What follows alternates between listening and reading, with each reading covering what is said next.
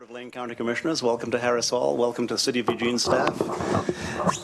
How are you all today? Great. Well, thank you. All right. Sorry, we are a moment or two late getting organized here.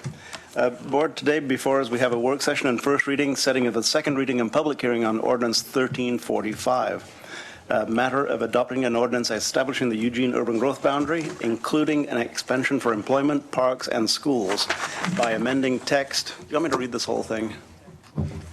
I think we need to first read it. Since it is a first reading, okay. That's why they call it a first reading, right? I read it, okay.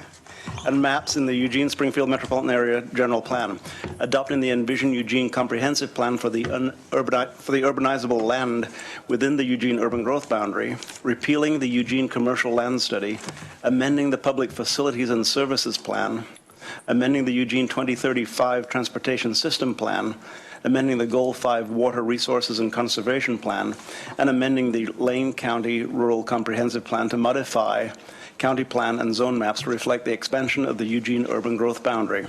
And Ordinance 1347 in the matter of adopting an ordinance establishing the sufficiency of the Eugene urban growth boundary for purposes of residential lands needs by making a text amendment to the Eugene-Springfield Metropolitan Area General Plan and amending text and adopting an appendix to the Envision Eugene Comprehensive Plan.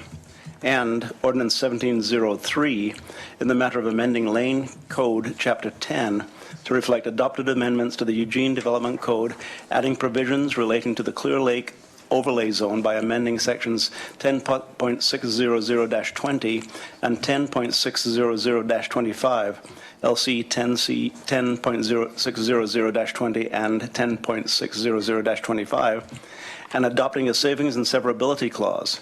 Second reading and public hearing would be June 27th if the motion passes.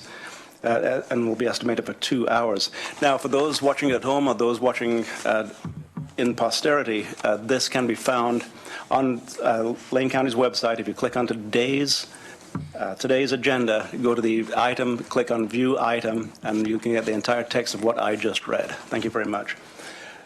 Then we'll move ahead. Mr. Mokrahajski.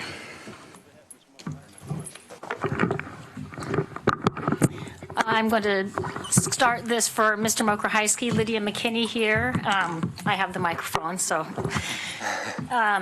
Land Management Division Manager and Planning Director for Lane County. And I'm going to let the team that's here with me introduce themselves, but I wanted to just very quickly do a framing of this discussion, of course, for the board. And that is, as you well know, this is a proposal for a UGB expansion for the city of Eugene. We've reviewed, of course, some UGB expansions with most of the commission. Most recently, we looked at the city of Springfield. Prior to that, we were looking at the city of Coburgs. So this is a similar process in terms of what we're looking at, but it has some depth and complexity and a lot of interest and focus. So we're prepared to have the first reading in a work session is what's scheduled today. A couple of things before, again, I turn it over to City of Eugene staff and allow them to introduce themselves and get us going in terms of the details. But there's a couple of things I would like to say. One of the things is I wanted to address is the fact that I think you know, as planning staff, I really see that what we are is in the middle. We don't advocate and we're not adversarial. We have spoken to both sides, as it were, as we always do, and one side or another may have seen us acting as advocates or adversaries. But again, just know that, you know, from a planning perspective, and that's where I'm coming to you from, is we are not advocating for anything. We're not adversarial towards anything. We're bringing this forward to you the way we have with other UGB proposals. And when I was making the recommendation to the Planning Commission, so the Planning Director makes the recommendation, I did recommend that the Planning Commission recommend approval because while, and I think the attorneys taught me this, while reasonable people may differ, so there are different ways to do UGB expansions, there's different ways to interpret approval criteria, there's different ways to do some of the technical pieces that are the foundation. When we looked at it from a strictly, does it or does it not meet is this a reasonable legal argument? The answer that we came to as a staff team and then as the planning director was yes, this is a reasonable legal argument. We went to the Planning Commission. We had a joint Planning Commission with the City of Eugene, and then we deliberated separately. So the Lane County Planning Commission did also unanimously recommend approval to the Board of County Commissioners. But our Planning Commission did have 3 areas that they wanted you to be aware of. And rather than going through them now, I mean, it's in the packet, and if there's questions about what those things are, I think I'm more than happy to discuss those, and we can get into some of the details. And it's really up to the board if they'd like to do that now. My recommendation would be, again, that I turn it over to Eugene staff, let them introduce themselves to you, and go through the work session piece of that. And after, I understand it's about 20 or 25 minutes that they have a presentation, and then we can start getting into some of the meat of the questions. But it's really up to how the board wants to handle it. Thank you, Ms. McKinney. And just a brief clarification, you said we don't advocate, we're not adversarial. And then you went on to say that we did make a recommendation to the Planning Commission to vote in favor. So, and then you went on to describe the difference between recommending to the Planning Commission and advocating as more of a legal representation rather than an opinion representation. Thank you very much, Commissioner. That's exactly right. Very good. Thank you very much. Please continue. Chair, if I could. Commissioner Lycan. Just a quick point, Lydia. So when you say both sides, what does that mean? Well, there are, I would say that the City of Eugene is coming forward with a proposal that they would like for the board to recommend approval on. And then there are representatives from other people in the Eugene community who would like the board to take a different action. So those are the 2 sides I was referencing. Very good, thank you. If I could, Mr. Chair, real quickly, and I know that we've heard from the Home Builders Association on this, I would just like to give just real quickly, Lycan Construction is a past recipient of the Oregon State Home Builders Association Builder of the Year. My father, Pete Lycan, is a past president of the Oregon State Home Builders Association as well. And my family was involved in the state association as well as local for many, many years. And I just want to put that out. At this time, we are no longer official members of the association, and I just want to make sure that that's out there. But because of those relationships, I do have a strong relationship with Mr. McMahon, and my father did hire John Chandler when he was president of the association, the great John Chandler, I may add.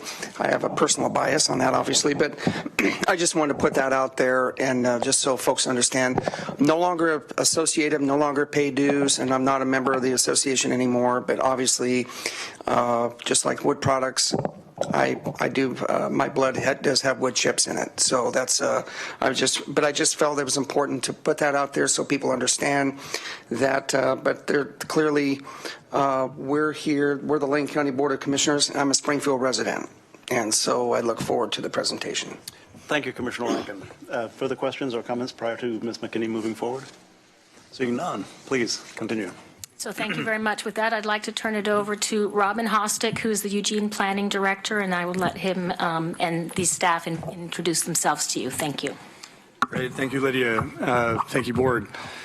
My name is Robin Hostick. I'm Planning Director for the City of Eugene. With me today is Terry Harding on the far left, who's the Principal Planner for Metro and Community Planning, who's been leading the Urban Growth Boundary Project for a number of years. Also here directly to my left is Emily Jerome. Our legal counsel has also been very closely involved with the project and also has abundant experience throughout the state with a variety of communities in this kind of situation. So without further ado, I'm going to turn it over to Terry to dive into the presentation. Thank you, Robin. I want to also point out a couple more folks in the audience. Gordon Howard is here with us from Department of Land Conservation and Development. Gordon, would you? Thank you. In case you had any questions related to his department's work or involvement in this proposal, he's available for your questions as well. So I have a short presentation, and I'd like to walk you through it. and then get into the discussion portion of the meeting. We're delighted to be here talking with you finally about adopting Eugene's urban growth boundary. And we have two goals for today's work session. The first is we'd like to bring you up to date on where we are in the process. We've been responding to our council's direction, given over many meetings to create this urban growth boundary proposal, and we'd like to put this decision in the context of our overall community planning for you, including things that will be enabled by its adoption, such as the growth monitoring program and adjustments to respond to the results of those growth monitoring reports. The second goal is to explain how we have responded to public comments raised during the Planning Commission process, and that is both the Lane County Planning Commission and the Eugene Planning Commission. The memo that Ms. McKinney referenced does give you an idea about the issues that you're likely to hear at the public hearing at the end of the month.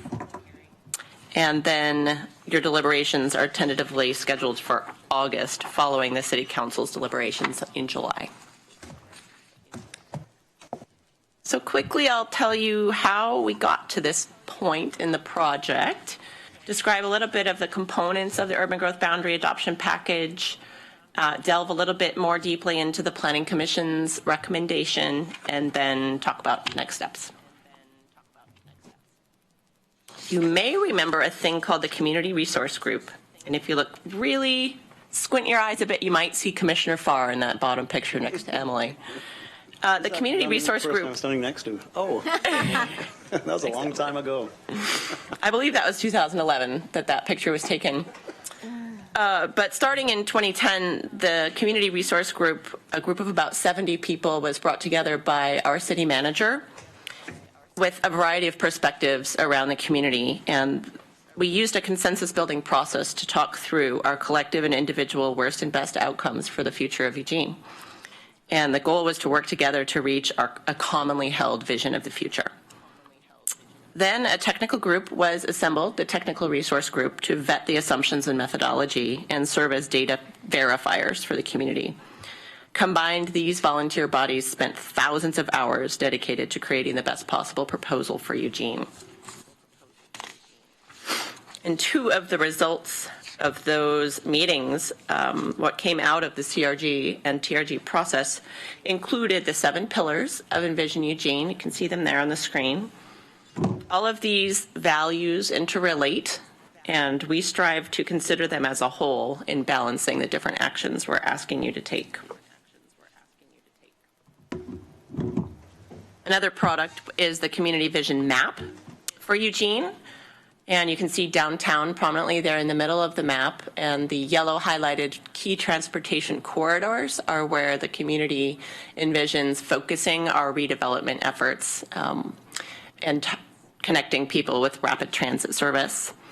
There are also commercial centers in the red areas, and the concept embodied in this map of 20-minute neighborhoods or complete neighborhoods where residents can find everything they need, hopefully, within a 20-minute walk of their home.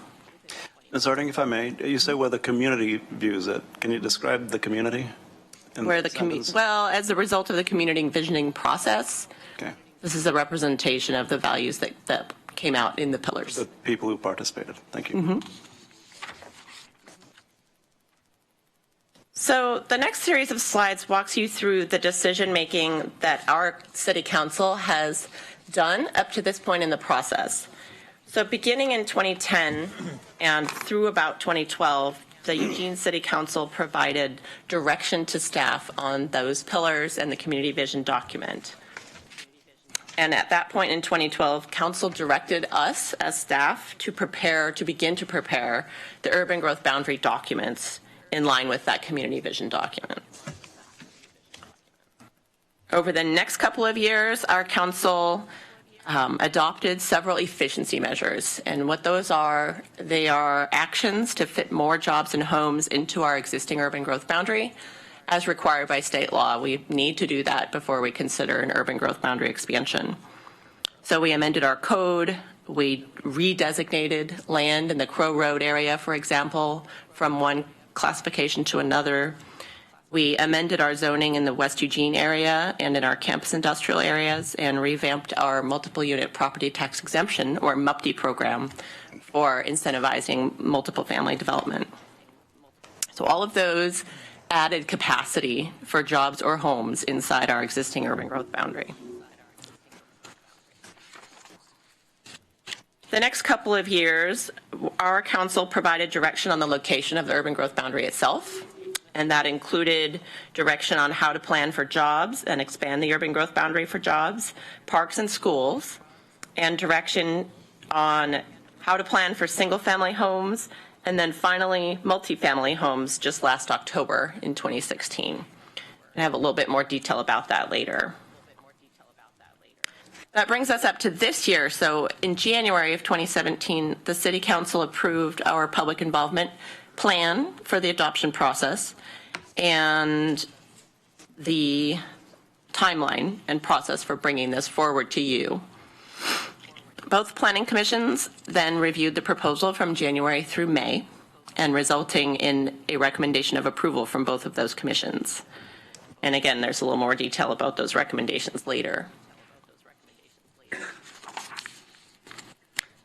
So once the urban growth boundary is adopted, and assuming it is adopted and acknowledged by the state, there is still quite a lot of work to do. Our ongoing implementation projects include beginning in earnest the growth monitoring program, an urban reserve study, an update to our clear and objectives development standards, and the next evaluation of 20-year land needs and UGB expansion. We've already begun building the growth monitoring database and researching different options for modeling our urban reserves possibilities.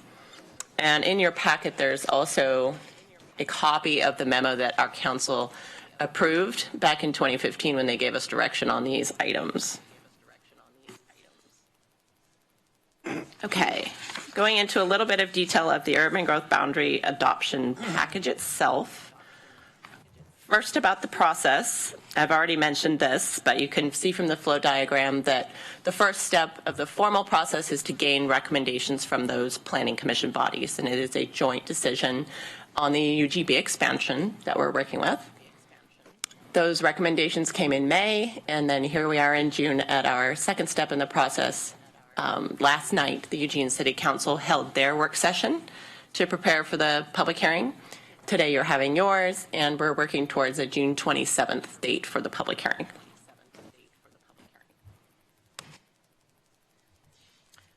As Lydia mentioned, urban growth boundary proposals are not new to you. Every city in Oregon has an urban growth boundary and a comprehensive plan, and there's a pretty prescriptive framework of laws and policies, statewide goals and guidelines, and court decisions that guide us in our process of assembling our package. The state law requires specific studies to show our land sufficiency in our analysis, and those studies are contained within this binder right here. We've grown some pretty big muscles carrying this guy around. So there's an employment land study, that's a big chunk of this binder, a residential land study, and then expansion studies specific to a jobs expansion, a schools expansion, and a parks expansion. So those studies make up much of the documentation in this binder that was thoroughly reviewed by your planning commission as well as ours. And the result of our land sufficiency studies is a demonstrated need for the city of Eugene to add land for jobs, parks, and schools. And our locational studies point to the Clear Lake area on the left side of the map and the Santa Clara area as the best places to grow for those uses that we have an identified need for.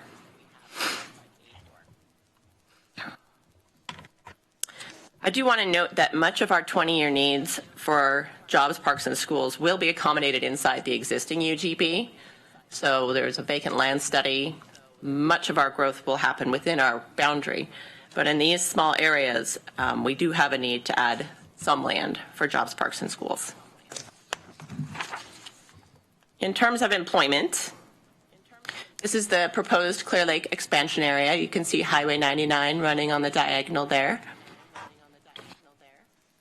The Clear Lake expansion area is intended to provide over 3,000 jobs for this Bethel community of Eugene. the Golden Gardens Community Park, and a future school site for the Bethel School District. Future planning actions that the city intends to take in this area will aim to integrate business development with wetland mitigation and green infrastructure planning.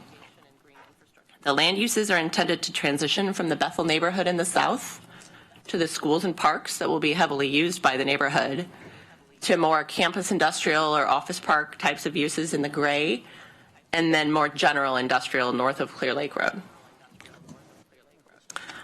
Sorry, pardon me 1 second. Yes. Question by Commissioner Lycan. Ms. Harding, I apologize. So did you, if you could go back, I heard, did you say green infrastructure planning?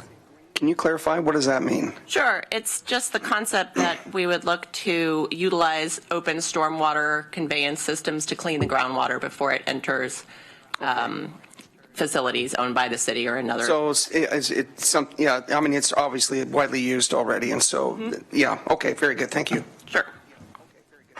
One more thing I wanted to acknowledge on this map, because it was brought up in public testimony around the extension of Theona.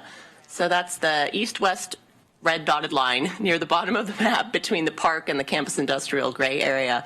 And there are existing traffic issues at Theona and Highway 99 that will need to be studied as we search for the right solution to serve this development of this area. So I wanted to bring that up and express a willingness to answer questions about that and how we might best go about planning for the best solution at that intersection.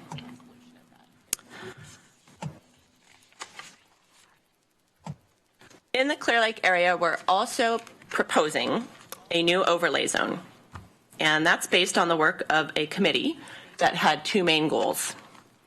Number one, to protect the large employment sites. If the city is to expand for the purpose of large sites for employment, we need to make sure that our regulations keep those sites large and we don't allow them to be subdivided easily.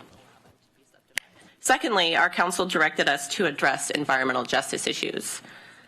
Back in 2012, the council asked us to look at compatibility between residential and industrial uses, including the issue of environmental justice. That term is used to describe a situation where no particular group of people shoulders a larger burden from the environmental impacts of a decision than other people. So the environmental justice standards that we're proposing prohibit some uses, such as blast mining and very impactful heavy industrial uses are prohibited. And they also add process steps, such as coordination with neighborhood groups like the Lane Regional Air Pollution Protection Agency for some uses. And these standards are new ground for municipal organizations in the state of Oregon. They've been a topic of a lot of community conversation.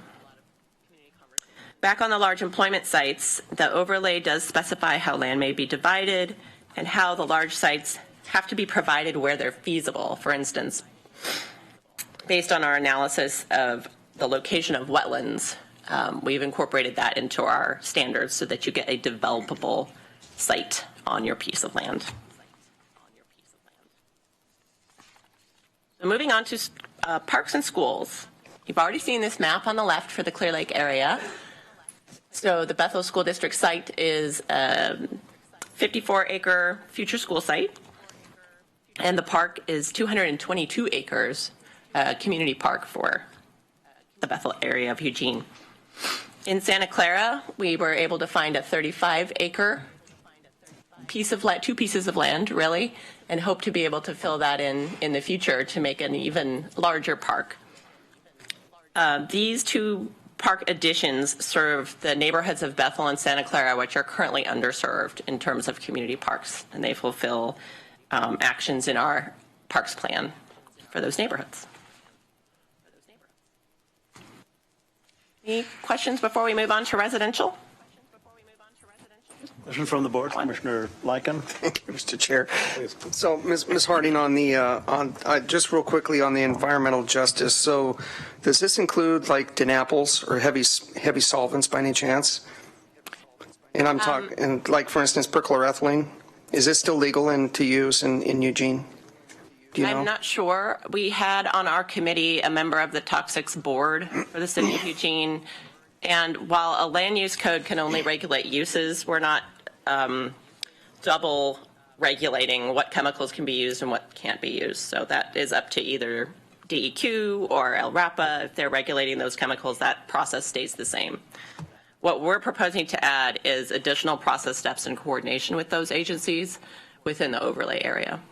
I was just wondering, because when we adopted the groundwater protection program in Springfield, it did put a phase out in eventually eliminating DNAPL. So no perchloroethylene, like for a dry cleaner, is no longer legal to use within the city of Springfield, especially within those short time of travel zones. And so that's why I was asking that question. And because right now, I'm sorry, it's an industry I spent many years in, but right now they have so many alternatives for it, and that's why I was asking the question. And it's not one thing or another. I was just curious if that was something that was part of that. And if not, believe me, I think the technology's available now where it's very, very safe to use within an industrial area. But it was curiosity more than anything. So I appreciate it. There was a lot of discussion at the Planning Commission and on the subcommittee working on that proposal about what uses should be prohibited due to the fact that the environmental regulations have advanced so much. They have. Technology has advanced so much. So that was definitely part of the discussion. Okay, that's all I had. Thank you. Thank you. Commissioner Bozievich. Thanks. So I guess I want to go back to a basic question here and just ask, why split the ordinances between employment, parks, and schools, and then one separate for residential? Why isn't one ordinance? Yeah. Address that. Emily? As you know from your experience, this is something that we have done often when we make joint decisions with the county, and I understand the county does from time to time on its own. And in this case, the main reason was an attempt to try to get as much accomplished in an atmosphere where we know there is going to be some opposition. So it's been fairly clear for quite some time that the residential action that the city and the county that's before you is opposed at least by the Home Builders Association. And it's been fairly clear throughout the process that there appears to be pretty broad support, and we don't know of, we haven't been aware of likely objections or appeals to the expansion for jobs, for parks, or for schools. For that reason, we didn't want to set it up in a way that one appeal, say of the residential material, could hold up or hold hostage the region's expansion for employment, for parks, and for schools.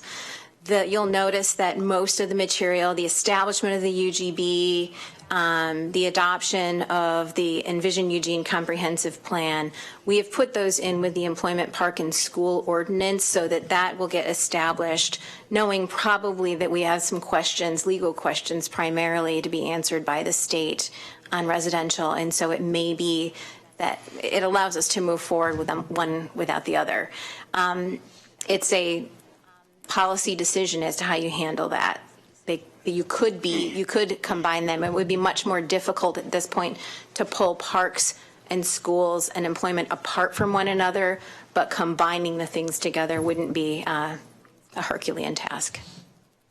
It kind of seems to me like an attempt to pull part of that out. So you pull this controversial part out over here because we don't want you objecting to this over there. But as I kind of look at industrial, I look much more regionally when I think industrial.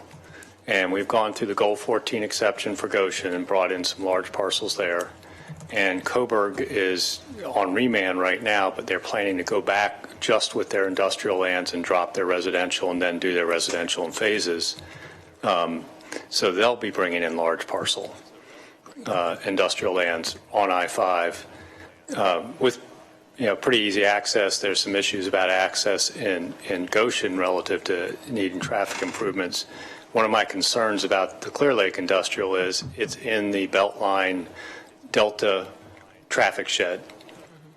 And without passing the TSP first, I'm having a difficult time thinking about adding that industrial land in because I don't think there's adequate transportation facilities to support that expansion. So, and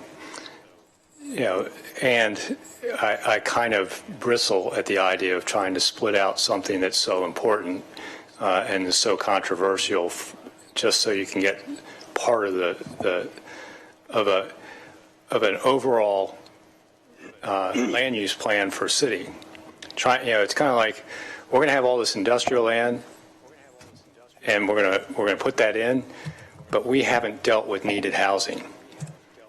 And to me, the future economic development of this state or any city, in fact, across the country right now, the first city that figures out how to supply workforce housing in abundance is going to win the economic development race in this country. It's not going to be high-speed internet. It's not going to be industrial lands. It's going to be needed workforce housing.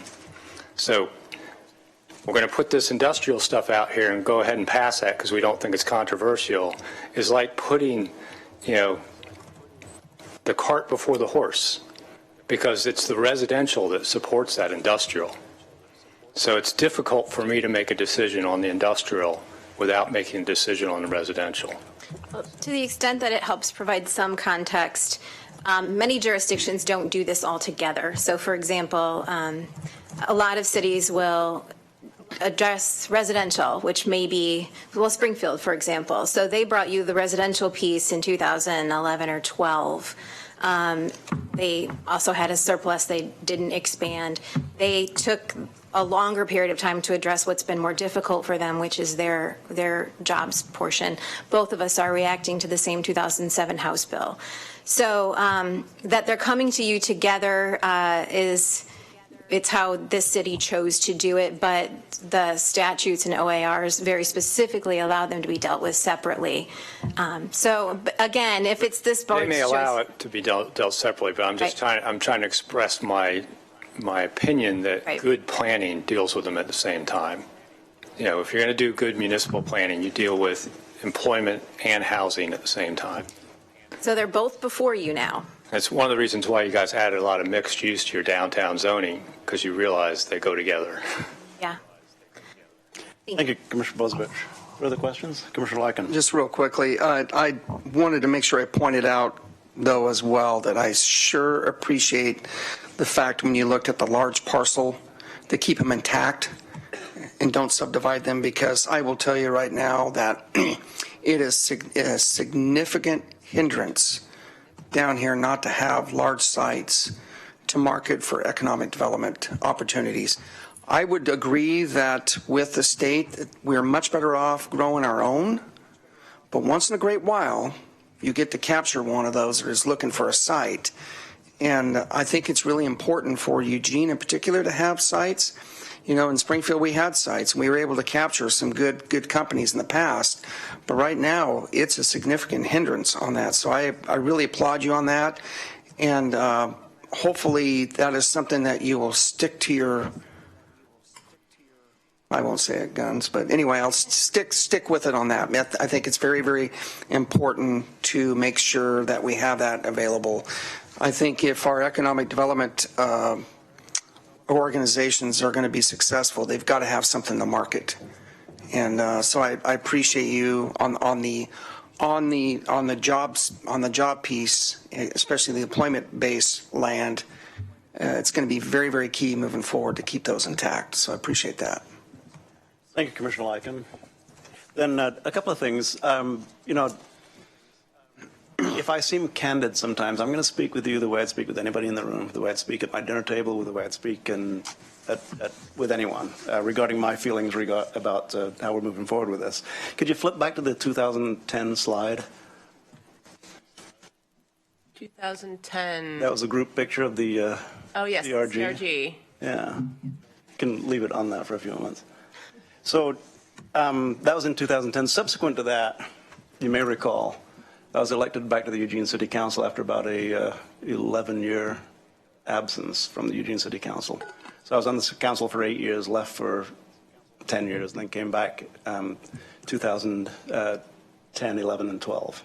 or 11 and 12 after that CRG picture was taken. That's just a historical context. And the other thing I'm going to say is I was at the meeting last night, and I have a whole lot of quotation marks here. So I'll be recalling some of the things that were said at the meeting last night and some of the answers that were given directly to city councilors last night, which seemed a little bit in opposition to some of the answers that I've received throughout the process. So we'll get to that.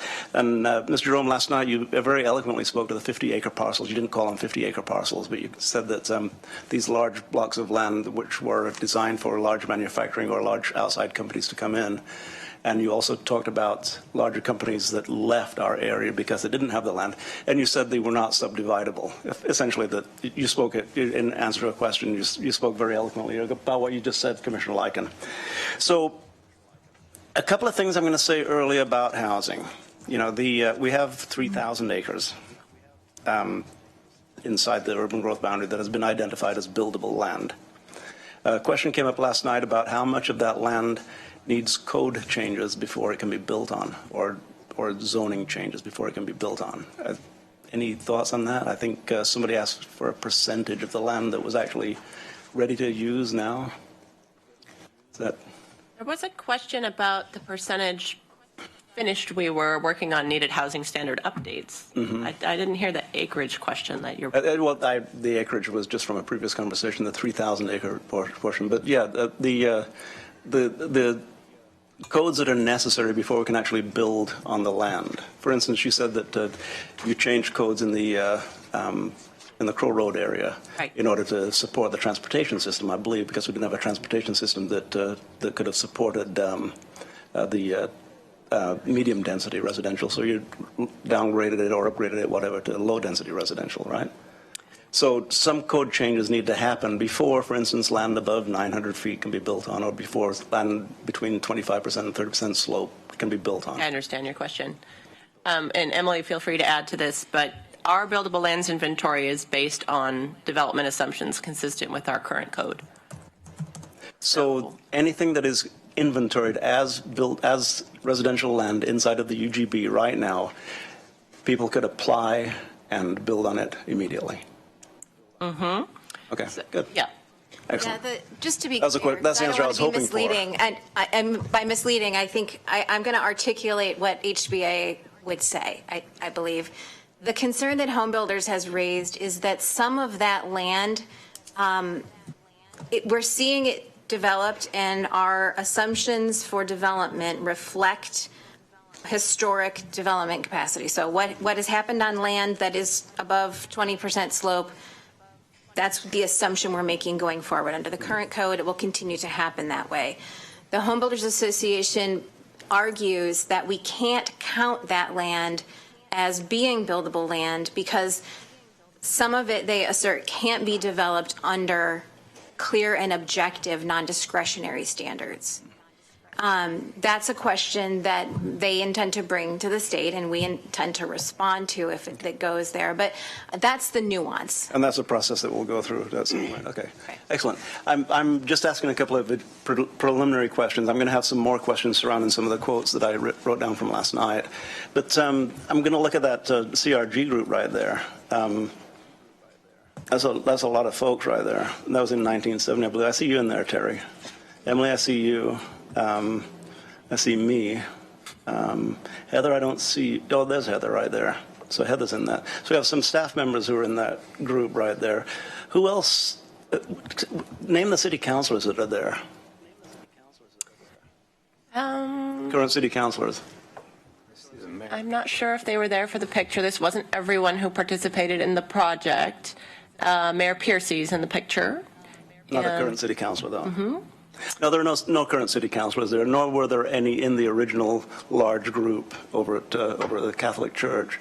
So I wasn't a city councilor at the time. I became one subsequent to that.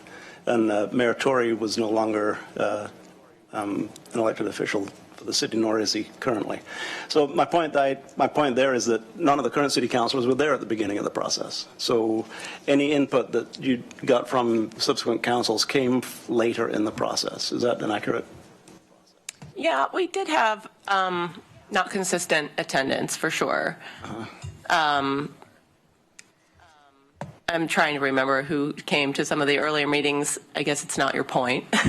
No, my point is that, I was on the council in 2012 when the, let's see, what was it, the community vision document was when you were, directed to write it by the city council. Who else, anybody else in this room in that picture right there? Ed McMahon's in that picture too. So you were there from the beginning, from the very early outset of that. Okay. Okay, so it was a dynamic group that later turned over a lot of its work to a much smaller group, in many cases, the Technical Resource Group, the TRG, I believe it was designated, which I think Jack Roberts is in that picture right there, and I think he was on the TRG for all. Isn't that Jack in the back next to John Belcher? Yep. Yeah, and I see Randy Ledick is in there too, center right behind me. And I see Rick Duncan. What happened to Rick Duncan? Is he still on the Planning Commission? No. No, but he's still willing to serve on the Technical Resource Group. He is. Okay, but he's not on the Planning Commission anymore. He was a long-time Planning Commissioner. So anyway, a lot of the people who were there at the beginning weren't there throughout the process. A lot of people who were there throughout the process weren't there at the beginning. So there's a little bit of disjointedness in there. And one of the things that I'm going to point out as we move forward is that I served as a city councilor for 10 years, and I've now served as a county commissioner for 5. I'm in my 5th year. It's very different being a city councilor. As a city councilor, you work your day job, and you come in and you get the input from the staff.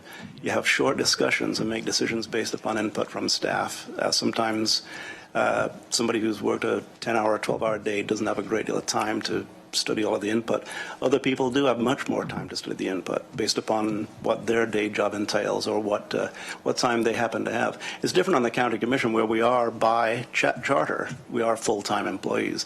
So consequently, if we don't read our stuff, it's our fault. If the city council doesn't read their stuff, well, I worked 55 hours at Jerry's that week. Or I worked 49 hours at LCC that week. So it's difficult for the city council to get up to speed on many of the nuances that are presented to them. And quite often, it's been my observation that city council will make decisions based upon input from staff. And maybe this is more on my personal observation, on input from staff, where they are trusting staff to give absolutely accurate, clear, and unquestionable input. Is that a fair assessment? Okay, good. All right. Then we can move forward. I just have one more question. That's we talked about the affordability of housing in Lane County. Clearly, it's not only a shortage of land that's making housing expensive. But I think if you went out to try and buy a lot right now, let's go buy a single house lot right now. What do you think you'd pay for an unimproved lot in the city of Eugene? Any thoughts?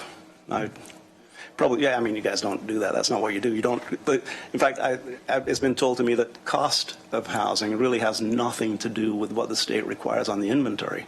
The state just requires inventory on the shelf, I believe is a term that's used for it. You have inventory on the shelf. It doesn't matter how much that inventory costs.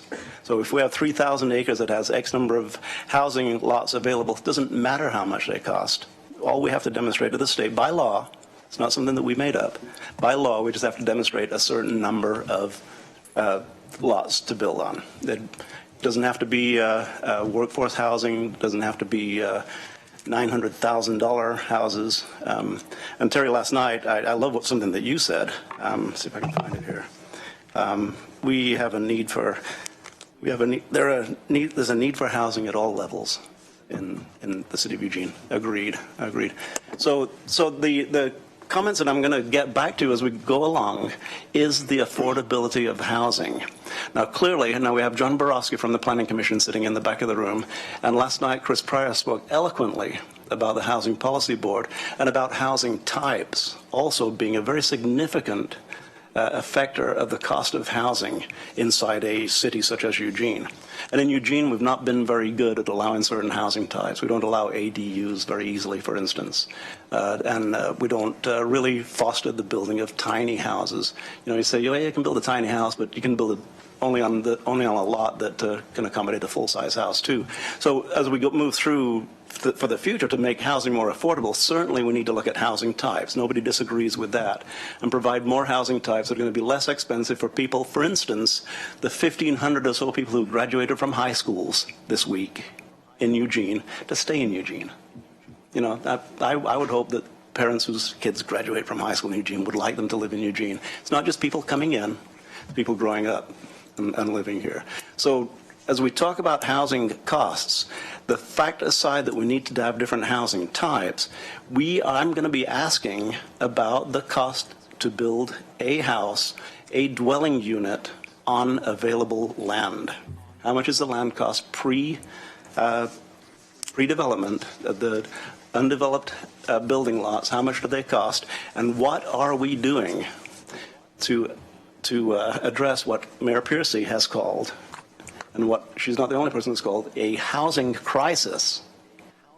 Not a housing problem, not a housing issue, but a housing crisis that we have in the city of Eugene.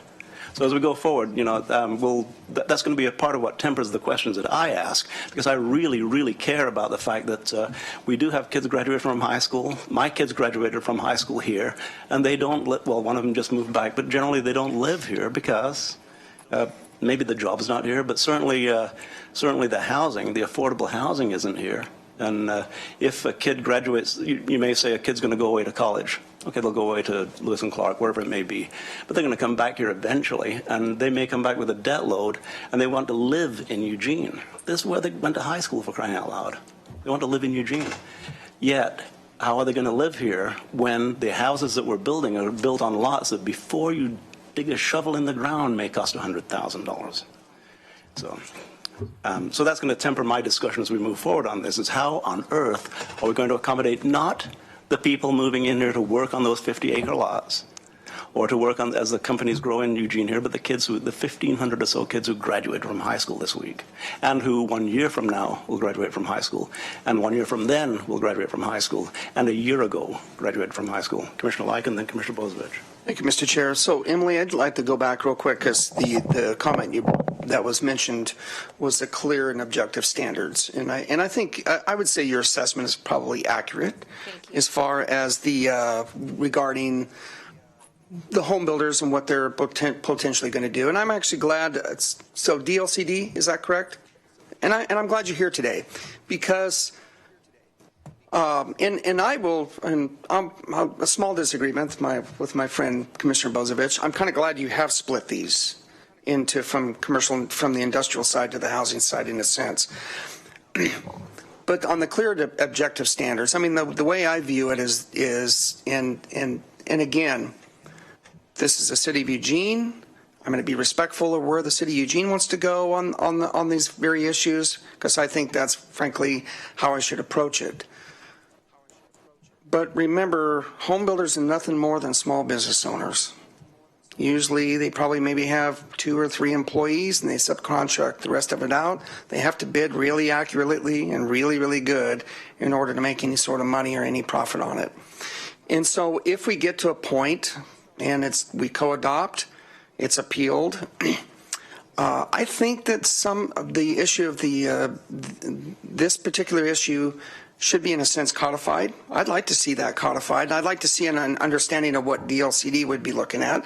Is it just strictly code? Because when you look at the slopes, okay, I would agree. It's perfectly legal. You're right. That is absolutely, it's in your code, it's legal, and therefore, but I will tell you, it's the difference between building for $200 a foot and $450 a foot. And do you want to build a 1,500 square foot house, be prepared to sell for $350,000, or a 1,500 square foot home where you're going to have to sell it between $650,000 and $700,000 to make a little profit? The $350,000 home will make you a larger profit. So that's where, when I look at the clear and objective standards, that's how that's how I look at it. Understanding that you have it in the code, you have it from a perspective of, you know, what the city will look at and what each of your planning staff will look at it. But on the other end, someone who's got the plans, which by the way, I think it's kind of cool now, builders come in with these plans and don't come in with, you know, the plans we used to come in, you know, falling all over the place. But I think it's key because those slopes, while from an inventory standpoint, it is absolutely legal, it's absolutely accurate, but from a practicality standpoint, it's really challenging. And so I think that's where, and I'm not going to put words in Ed's mouth or anything else, but someone who's been involved in the industry for a few years, I will say that that's really how am I going to say it, how they will approach things. And so, and as we go forward, I'll be curious to see, where staff lands, where the final piece will be. If it's adopted as we see it today, I think you can probably pretty much expect an appeal, and probably should be, just to make sure that you, in a sense, not because I'm here to criticize you, but in a sense, just to see, does this make sense? Will DLCD take a look at this from their perspective? I don't know. Maybe not. I always have not had great success with DLCD either. So I no offense, predates. So anyway, but anyway, so when you brought that up, it just kind of caused me just to think about that and what that means from a practical standpoint than from what's on paper legal standpoint. And but I got to tell you, it took forever for my iPad to finally download it, and I finally realized, and that's double amount of pages, I think, when we did the quarry at Oak Ridge. Just so you know, 1,017 pages. I got to say, this is the biggest one I've ever seen. So, so I don't want to take away from the incredible work, obviously, your staff has done here on this whatsoever. But just some thoughts I just wanted to present as you discussed the clear and objective standards. It's important that between the city and the builders that we can come up with some sort of compromise that will work. It's going to be, and I think you've heard the issue of the housing crisis and what's going to happen there. But at the same time, it's got to be affordable for somebody to build. And the slopes, I got to tell you, they're just so challenging. It's very, very difficult. And but with that, I look forward to continuing on the presentation. I apologize for interrupting, but you caused me to think a little bit on that. Well, and that's, obviously a major consideration right now that at this point, the only opposition, or at least the only really vocal opposition that the city's encountering is from home builders, and it's largely around these issues. Couple of things I want to bring up and related to what you're talking about, Commissioner Lycan. And first is that we do have the DLCD representative here today, and they're not always able to come down. And so if it is something you'd like to hear from Mr. Howard about, I'm officially volunteering him if that's something you'd like to hear. No, not necessarily. And the reason why is because I think we need to get through this. I really do. And I think we need to have the joint meeting, and I believe that there needs to be action taken. I'm just glad he's here to kind of listen and kind of take in different perspectives, on really what's entailed here. But again, I don't want to take away whatsoever from the work that has gone on here. Because like I said, 1,017 pages, God bless you. That's all I can say. Thanks, Commissioner Lycan. And a clarification, Gordon, Mr. Howard, you're from DLCD, not from LCDC, right? And everybody knows the difference, right? Right? Everybody knows the difference? Commission and staff. Right, exactly. One is staff, and that's where Mr. Howard is from. The other is elected appointed, which is the LCDC. Okay, Commissioner Bozevich. Thank you. So interesting that you have the pictures up there. I'm not in any of those pictures because I was on another group called the Technical Advisory Group, actually, when I was at eWeb, advising on what parcels and areas of town would be more challenging or less challenging to bring water utility to. So that was my role in this way back when. So folks out there understand, I spent a career doing land development work. I've developed thousands of residential lots for developers in other states, other counties, other cities, on the East Coast and here in Oregon when I got here. And then I spent the last 13 years of my career at eWeb doing long-range planning on a water system and getting ready for municipal growth and all that. So come at this with a long background. I have my little Envision Eugene file, and I dug back to the beginning of it real quick. And the very first thing in the file was a copy of presentation dated March 14, 2011 on Envision Eugene. It was when they say, I got it sworn in January of 2011. So, and very similar things. And of course, one of the things it talks about is accommodate 20 years of growth, was a goal, and envision a future that's livable, sustainable, beautiful, and prosperous. Those were the two big goals in that one that kind of drove the 7 pillars. But I'm just saying all this to say I'm one of those people that's been in this from the beginning and has a consistent view over time.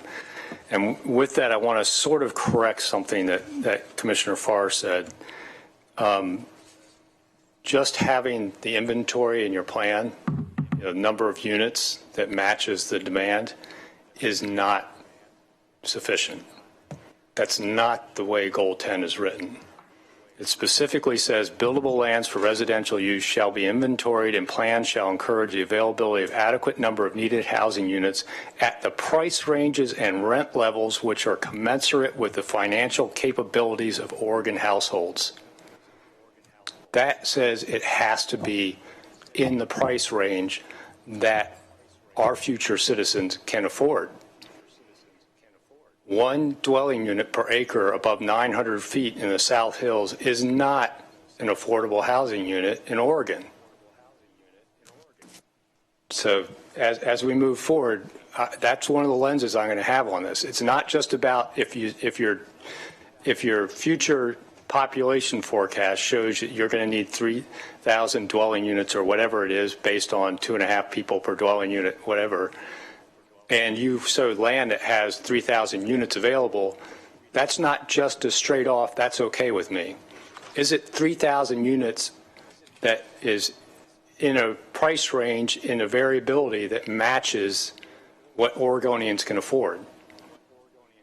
And that's what I'm going to be looking at. Is there enough in that low and mid-range housing versus is it all in areas that are basically going to be developed at the McMansion price range? So that's one of the lenses I'll have. And it's clear right there in the statewide planning goals. So price is a factor. Thank you for that, Commissioner Bozievich. I love being corrected in that fashion. And I don't say that. I mean that. The second pillar is provide housing affordable to all income levels. It doesn't say most income levels or this range, it's at all. And just, I guess to clarify things, sometimes when I say things, I'm quoting what people have told me, presuming that what they've told me is accurate. So thank you. So any further questions, Commissioner Williams? Well, I've been pretty quiet on this issue, but the reason for that is I agree with Mr. Bozievich. I agree with Chair Farr and Commissioner Lyken on this. I'll be unabashed about this, and I'll be succinct. I'm bully on housing. You can build industrial areas, you can build parks, you can build schools, but they're all going to be empty if you don't build houses. Housing is what you need first, and we need to be concentrated on building houses, those houses that the people that will be working in those industrial buildings, the people that will be recreating in those parks, and the children that will be attending those schools. They need to have a home, and we have a housing crisis in Lane County that needs to be mitigated.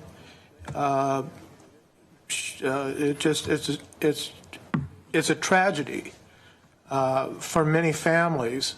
They're looking for a place to live, buy or rent, and it's not available.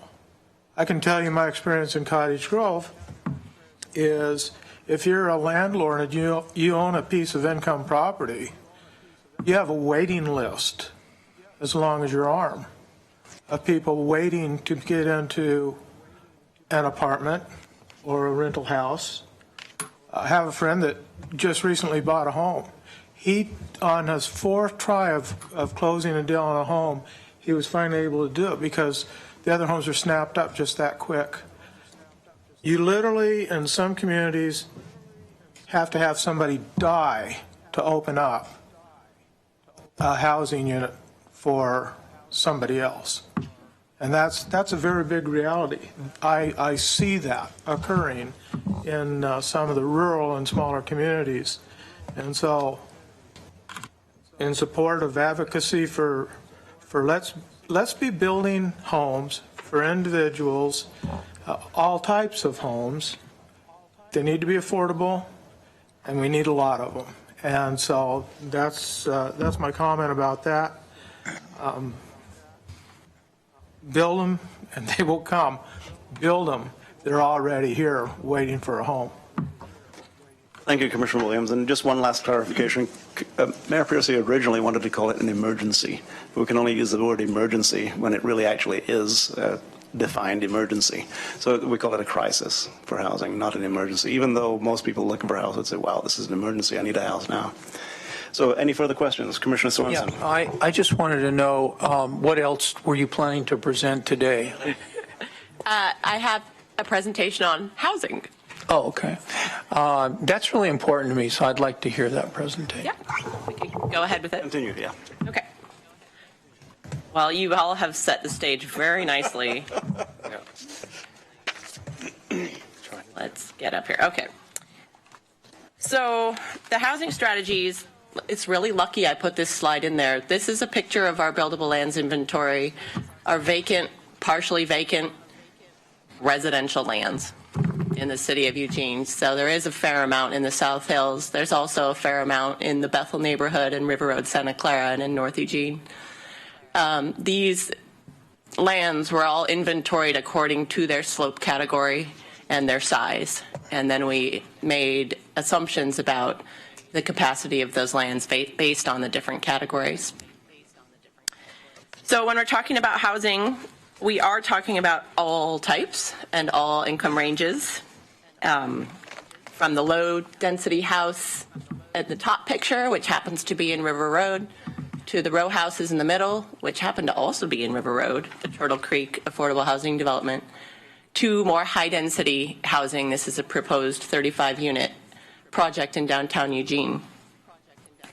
So we need to find places for all types of housing, and most of it, about 90%, can fit according to our analysis on these vacant and partially vacant lands. However, we had to find space for some that wouldn't fit. For high density, that number is about 1,000 over 20 years, and our council gave us direction to build on the success of our existing tools downtown, and that was a reasonable assumption to make, that 1,000 homes over 20 years could fill in Eugene's downtown, where most people support having high density housing. The strategy for medium density that we are directed to pursue is to update our zoning and increase the minimum number of homes to be built in our R2 zone. And again, most of our medium density can fit on vacant and partially vacant land. We have a need for about 600 over 20 years, 600 medium density homes. So this code amendment would take care of those 600. It would still allow all the types of housing that you see in the pictures, from small lot single family to a row house to a small apartment in that zone, but at a slightly higher density for the floor.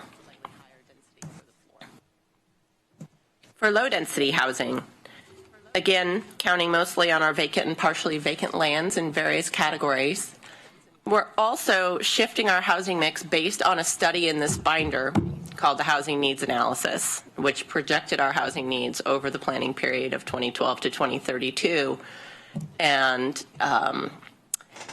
made estimates about what types of housing people would need and at what densities. So our council directed us to plan for a housing mix that included a little bit more multifamily than we'd seen in the past, and is shifting it to 55% multifamily for new development. And then I already mentioned the density assumptions vary by size of site. What's the current mix? Shifting to Current mix is 55, what is current? 61% single family. 60, and it's going to be changing to 45, from 61 to 45 single family. Did you say 55 into multifamily? Oh, that was an error. Oh, okay. 55 single family. 55, okay. Yes. 61 down to 55, okay, thank you. Right. Although that is for the new development, the overall effect on the lands within the urban growth boundary is more like 60.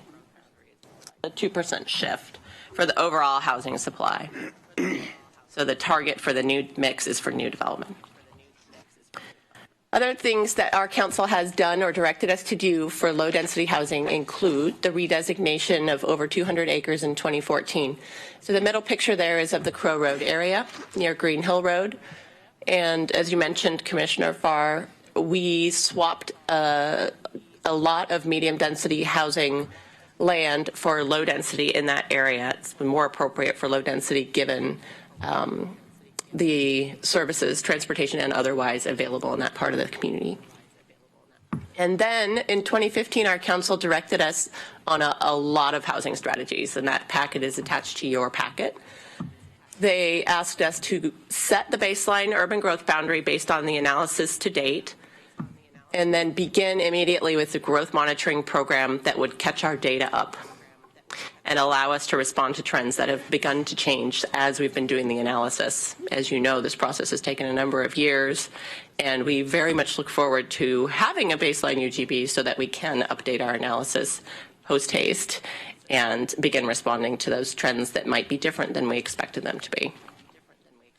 So in addition to growth monitoring, we'll be beginning the code updates. So our council did direct us to bring them an update to our clear and objective development standards, and we're committed to doing that. Also to create a parcel-specific plan diagram so that it's more predictable what a piece of property is available to be developed for, and also to begin the process of urban reserve planning with you, with the county. So we can talk more about any of those items. In terms of the growth monitoring, we're enabling and establishing the program in Eugene's comprehensive plan. So as part of this package here, there's a new Envision Eugene comprehensive plan, which includes enabling policies for the growth monitoring program. And that program would entail a feedback monitoring cycle, the appointment of a technical advisory committee that would advise staff and then bring reports to our council on a regular basis. And their expectation is, depending on what those reports show, they will then, in fact, they committed to taking action based on the results of that monitoring. So if in 3 years it shows a need to expand the urban growth boundary, or we had a wildly different population or housing mix or something, they want to be able to respond and have told us to bring that back to them. This might look familiar, at least to Commissioner Farr. This is a diagram that was used in that meeting of July 2015 with our council, and it explains the timeline for those commitments after UGB adoption that I was just explaining. So you see the adoption process on the left side of the diagram, the baseline UGB there in this first circle, and then the way that we suggested bringing work products back, the timeline for that is in the gray bar on the bottom. So after state acknowledgement, we were directed by council to bring those needed housing updates back to council within a year. Clarification on that, the urban reserves at plus 2 years, that indicates that within 2 years from this date, we will have urban reserves. No, it means that we will bring to the council for their consideration a proposal for urban reserves. And how long subsequent to that would it take to actually have urban reserves, based upon your experience? So to be clear, it's 2 years from the state's acknowledgement of the baseline UGB. So there has to be a UGB first. And so we were directed to have ready for consideration, which also means your consideration, a package of urban reserve proposals within 2 years of state acknowledgement. So there'd be I heard this term last night, a parallel process, right? That you'd be developing a recommendation for urban reserves while the 2 years was elapsing. Well, and even now, staff have begun work on setting up, selecting software, and you probably noticed the gigantic study area that was used for this urban growth boundary. That study area data, as long as we act quickly enough that it's still valid data, will assist in moving urban reserves forward a little more quickly than a jurisdiction that was starting from scratch. Which, I guess the question I'm asking then is, there's a 2-year hiatus from the time the UGB is established to the time that the state allows urban reserves to be considered.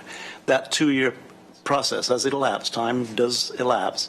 At that point, you'd be developing the recommendations for urban reserves so that when 2 years elapsed, you could say, okay, council, we got it. That's the idea. I mean, you can see Eugene goes big when it comes to public input and involvement, and so presumably a lot of that time would be spent on those types of things.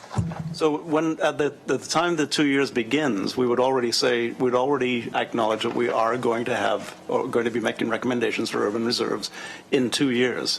And so we're going to spend this 2 years hiatus getting ready with public involvement with whatever process it needs, so that at the end of 2 years we can say, council, we've had the public involvement, we've had the input, we have a plan, and all you need to do is say yes. That's correct. I just wanted to jump in here and say that I don't want to understate how great of an undertaking, how large of an undertaking it is to do the Urban Reserves project. A lot of the conversation at the council table back in 2015 when we received this direction was around a concern that some of the other direction that council had already given to do some planning in parts of the community, specifically around the university area and also in the River Road Santa Clara area. They were concerned that we didn't have the capacity to do that kind of planning at the same time that we were undertaking yet another large regional planning effort like urban reserves. And so what council did is actually allocate funding, make a commitment of funding, some of which has already been budgeted for and is ready to go, to get to work on those urban reserves. And that means actually hiring people to do the work. So we're at the process right now where we're hiring people? Is that? Yeah, actually, immediately after that, we started strategizing about how we were going to fill that, whether it's a purely consulting relation. There's a lot of details to work out about how to do that. So, yes, we're going to jump into that ASAP. Thank you, Robin. I've watched you work. You tend to go when the gun sounds. So, good job. Thank you. Okay, I think I just say one more thing about this diagram. You can see that urban reserves, once they are brought to the county and the city for consideration, also must be acknowledged by the state. And then the last circle is another new UGB. And I just wanted to mention that what urban reserves allows us to do as a community is to grow not only with a longer time frame to look at and consider the economy of scale that growing for a longer period affords us, but also to look at areas that aren't allowed to be looked at first under current UGB expansion procedures. So right now we were focused, if you recall, back in 2014 on a small expansion in rural residential areas. And urban reserves gives us the potential to look at farmer forest lands that might be better suited for Eugene to grow onto. May I ask another question regarding a quote? Somebody said, and I don't know if it was Robin or Terry that said, we are able to update our UGB at any time, quote, end quote. Which one of you all said that? I said that, and Okay. I think what I was trying to say was that we don't need to wait for 20 years. In fact, the expectation of our council, at least, is that we bring them the monitoring report on the schedule that they've outlined. So we are able to update our UGB at any time. Okay, good. Thank you. Just to add on to that, so the first monitoring report, of course, is due after 3 years, and then thereafter it would be every 5 years. The council is committed to checking in. But they don't have to wait 5 years. No, they don't. Have to. Okay. Okay, on to the Planning Commission process and recommendation. As far as the City Planning Commission, I just wanted to emphasize the point that they've also been involved in this work for a very long period of time, as John Borofsky knows. Over the last 7 years, they've averaged 11 work sessions on Envision Eugene per year, and that doesn't include any of the South Willamette work or the subcommittees. So there's really more. And then this year, we began the formal adoption process, and they completed their work very expeditiously in 3 work sessions, 1 joint hearing, and 4 deliberation sessions, resulting in a recommendation to our city council to approve the package. They also included a memo to our city council, which is attached to your commission's memo to you in your packet, where they discuss a couple of items that they wanted to bring to our council's attention. And I mention this because your commission had similar conversations and brought similar issues to your attention. Our commission discussed the Clear Lake Overlay Zone at length, as well as the growth monitoring program, and housing affordability really has been the theme of this whole conversation for many years. And in their letter, they included suggested actions the city could begin taking across a variety of different program areas to try to get at the affordability issue. We can go into more detail about that if you like. So as far as the Lane County Planning Commission, you also were along the same timeline as Eugene's commission from January through May, helped hold a series of meetings. This also resulted in a recommendation that was unanimous, actually, to you to approve this package. And again, you have a letter in your packet that Lydia mentioned earlier. Several things that came up in your commission's discussion included areas of particular interest to the county and county residents, of course. So farmland impacts and how the proposal attempts to minimize those. A lot of discussion about the growth monitoring program and urging you to urge us to begin it right away. Discussion about housing supply and affordability, and hoping that we could take a more regional look at these issues, as it is a regional job market and a regional housing market. And then they also discussed urban reserves planning and the benefits of that from both a city and county perspective. So this is my last slide. I'll call your attention to the times for your meeting on June 27th, because those have changed a little bit. After today's meeting, our next step is a joint meeting between the City Council and you. And we'll begin with an open house here in this room at 5 for the public, and then repeat this presentation for the benefit of those attending the hearing so that they can have hopefully some of their questions answered before they provide their testimony. Then the hearing would begin at 6:30. That concludes our presentation. So any questions you have, we're glad to answer them. I'll open it for questions. Terry, thanks for the work you've been doing. I remember back in, I think it was 2010, I followed you in the Eugene Celebration Parade, and I think you were pushing baby twins at the time. Oh, my. Right? Yeah, the life of the project is very similar to the life of my daughters. So they're 7 or 8 years old now. 10. They're 10. Sorry. Wow. They're 10. Okay, thank you. Yeah. Questions? Commissioner Lyken. Thank you, Mr. Chair. So one of the things I was kind of listening for and I didn't hear, so have you taken in like population projections? And I didn't hear, so on the population projections, do you start now or when the process began 10 years ago? So state law requires that for these procedures, you use the population. You use a planning period of 20 years that begins on the year that you initially expect to be done with the project. Okay. And so for us, that was 2012, so we're only 5 years off at this point. So our planning period is 2012 to 2032, and this is one of the largely problematic issues with how incredibly detailed the state law is about this. Jurisdictions are constantly in this situation, but by the time they're ready to adopt, they're into their planning period. So we use population figures that correlate to those time periods. Are you using safe harbor? No. I'm not sure what you're talking about. We use very few safe harbors. There's safe harbors for all sorts of little different things. I don't think there is one with regard to population. There is, and we used it in Springfield, and it was actually, it ended up being pretty accurate to our potential projections. So I didn't know. Yeah, I do know what we are using the Lane County adopted forecast from Okay. 2009, which we've now included in the Metro Plan as well. And with respect to employment forecasting, which is a bit different from population employment forecasting, we are using the safe harbor from state law. Okay. And a couple other questions I have. Obviously, because of the newness and it's probably going to be challenging, and I would say this would relate much more to the high-density side. So now all of a sudden you have Phil and Penny Knight being so gracious to provide $500 million to the University of Oregon to develop what's called the Knight Science Campus, which in itself won't necessarily employ that many folks, but the potential for startups is actually kind of mind-boggling. And you would have to, you don't want to make assumptions, but I'm going to assume that most of those folks involved in the startups will probably be a bit younger than I am and probably have a different view of housing.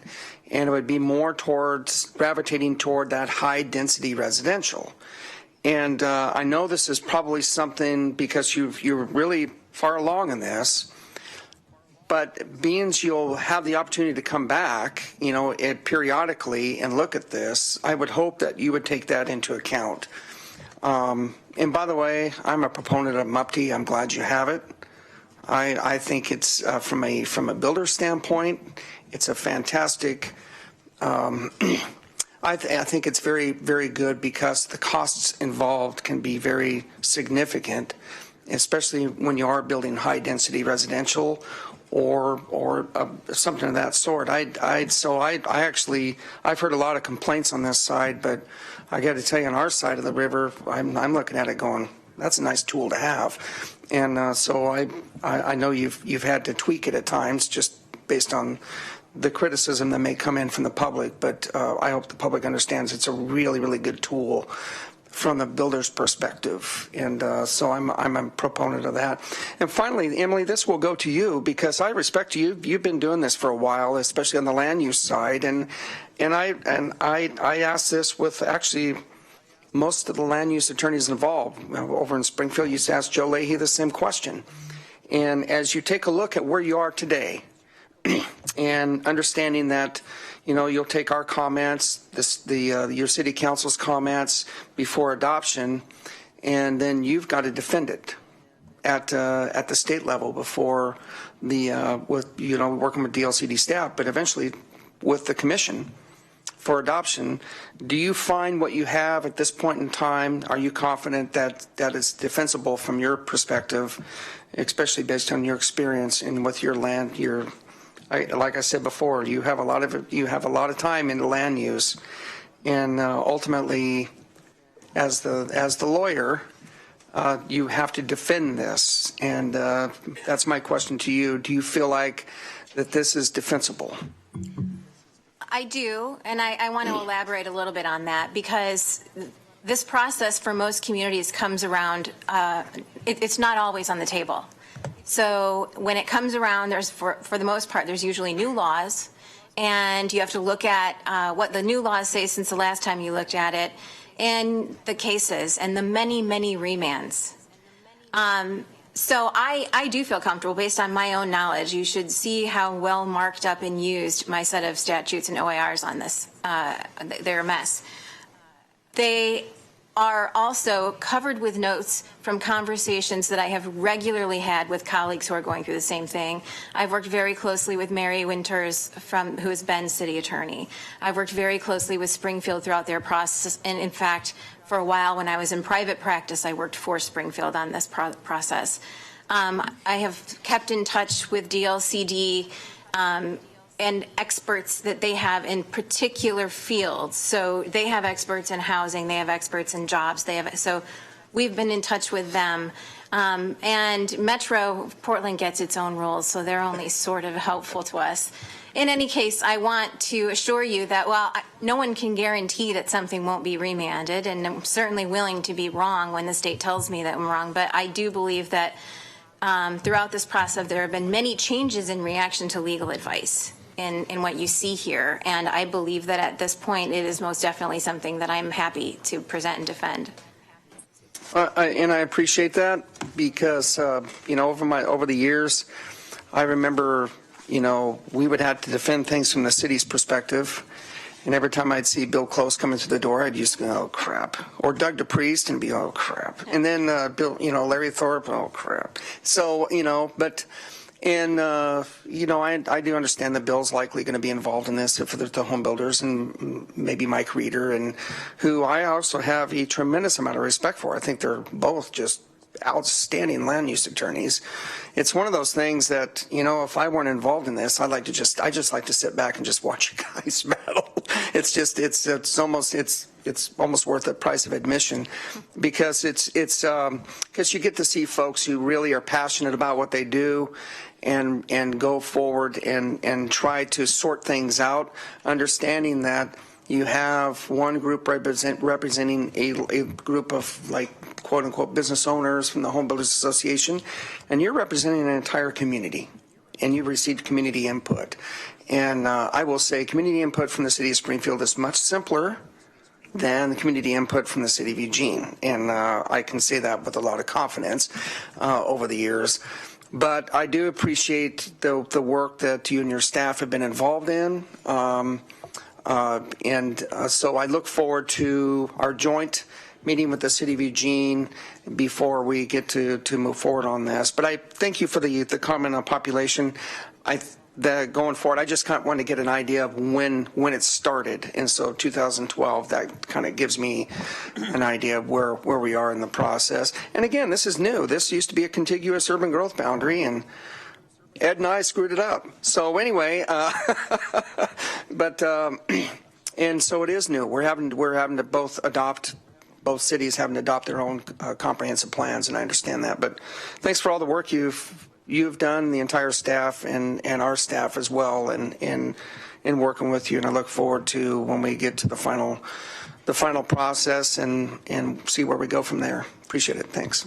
Thank you, Commissioner Lyken. And we're getting close to 3 o'clock. I'd like to begin to bring this to a close. You've received an earful, 2 ears full.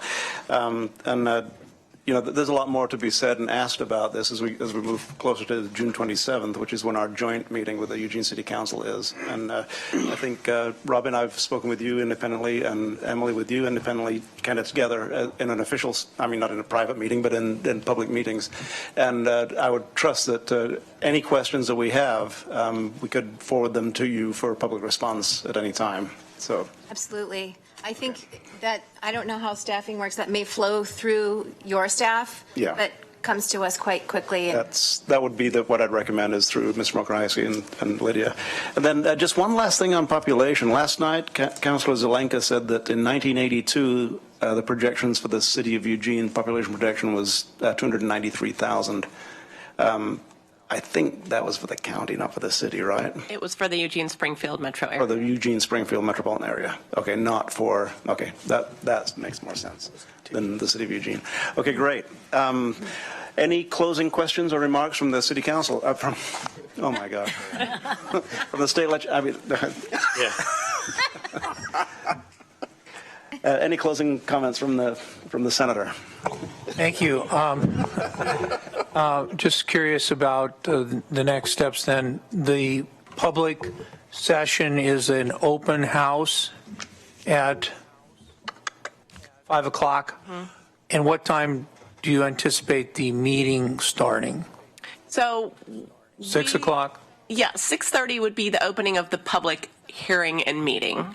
So you're welcome to attend. What's the public presentation? Yeah, the intent of that is to really help the public understand the proposal to inform their testimony. Okay. We were Who's able going to to inform get them? your work session accomplished today and the city council's work Are you session. going to inform them? Yeah. Right. We'll Okay. give the same presentation. Are we going to be listening again to you informing the public? You're welcome to be there. Okay, we're welcome, but we have to come. Yeah, and I'm going to interject, and Andy may want to as well here. We're welcome to come You're all the welcome time. to come. but Everybody's welcome. Your council may not want you to have a majority there.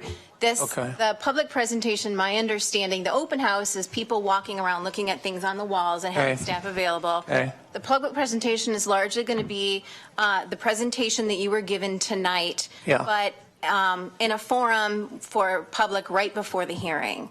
I will be making sure our counselors, I believe, show up at 6:30. So you don't want us to come till 6:30? Well, I think, I'm just looking for the facts here. I'm not trying to I cross-examine don't want to tell you anybody. not to come, because I'm not your lawyer. Yeah. But I believe okay. I'll be telling my counsel that it's not a public meeting, noticed public meeting, where y'all should be there talking about business Okay. until 6:30. Okay, so you want us here at 6:30? Yeah, and Okay. so, if your constituents don't you see there until 6:30, blame the lawyers. That's been my rule forever. That's There you fair. go. Yeah, I don't have any disagreement with that. Okay. Commissioner Bozevich? Yeah, I just want to throw a couple quick questions out there so that maybe you guys can be prepared to answer them by then. One, just a kind of a side question is was landslide and LIDAR looked at in the South Hills as far as counting areas developable? I was the engineer for Springcrest PUD. We spent almost $500,000 resolving a landslide issue. Of course, the houses started at over $500,000 back in the 90s. So a little bit of difference there. So, and then second, is there anything in the housing inventory study that kind of goes over the projected pricing to the market, like that I just read out of Goal 10, and the availability of inventory that you're counting matching up to that price range? Okay. I'm going to quickly give you some pages because I know I know you, and I think you'll probably want to know and read them. Yeah. But that's largely addressed in most detail, and then it's kind of carried through. But in most detail, beginning in Eco Northwest study, which is, you don't have a hard copy there, do you? Probably the easiest. It's in part of the residential land supply study, and it's Eco Northwest's portion. That's part 2, starting at around page 76, and that has a lot of interesting and unfortunate information about what's happened with housing costs. What Eco Northwest primarily, their studies have shown to be affordable housing, the kinds of housing, types of housing that provide that in our area, and how to divide that up in terms of defining our need. So they go into a great amount of detail. And as I mentioned to Commissioner Farr at one point, the shorthand, they largely turn to multifamily housing as our best way to meet the needs of folks who are not so much in the missing middle, but really need that very affordable housing. And that's part of the reason you see this mix turning to multifamily, turning the volume up on multifamily. But that's the area you want to start looking in, and you'll see how that kind of carries through the rest of the study. Okay. I'll take a look at that and see if it satisfies my curiosity on that. Thanks, Commissioner Bozevich. With the multi-family housing being inexpensive caveat that I know somebody who's very near and dear to me couldn't find a house to buy in Eugene, so he's paying $1,400 a month in Bethel for multifamily housing. So multifamily housing does not necessarily address the affordability issue. I'd like to thank Mr. Howard for being here today. Thank you very much, and please stay tuned. We'll keep discussing. Then. Terry, please. Just one comment about next steps. I wanted to clarify that for your deliberations in July and August for Lane County, you're tentatively scheduled for August 8th, the staff will prepare you a response to all of the public testimony that comes in during the hearing. And so that's already started to come in, various pieces of public testimony, and part of our job is to respond to that. And give it to you for your deliberations. And I will mention that we have experience, and you have it in Eugene, that public testimony largely is predicated by somebody getting out an email saying, hey, send public testimony, and here's what you should say. So don't forget that. Because we witness that all the time, and a lot of people say the same thing, and all of a sudden you have 1,000 people saying the same thing, but if you take a close look, they're saying exactly the same thing. So it's kind of an orchestrated issue sometimes, the public testimony that we receive. So very well, thank you very much. This is getting close to the close of Chapter 1, right? So thank you very much. Thank you. Thank you.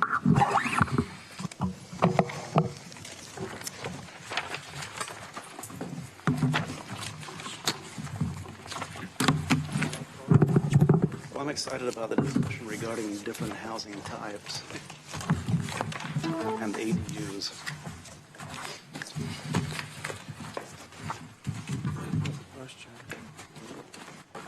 Sure.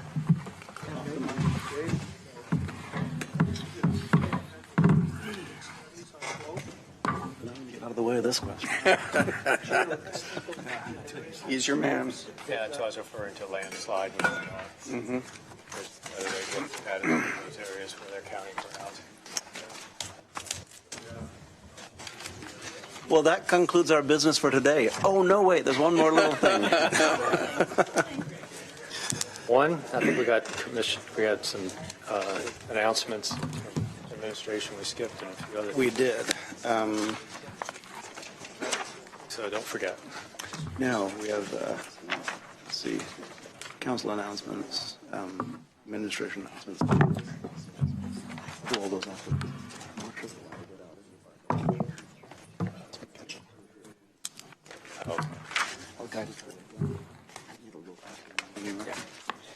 So, Mr. Mokrzycki, we have council announcements, administrator announcements, and commissioner announcements, which I'll push until after the next agenda item, which is, let's see, it's item 15, Human Resources, Order 17-613-, I have XX here, it's probably, what, 07? In the matter of documenting the county administrator's annual performance evaluation.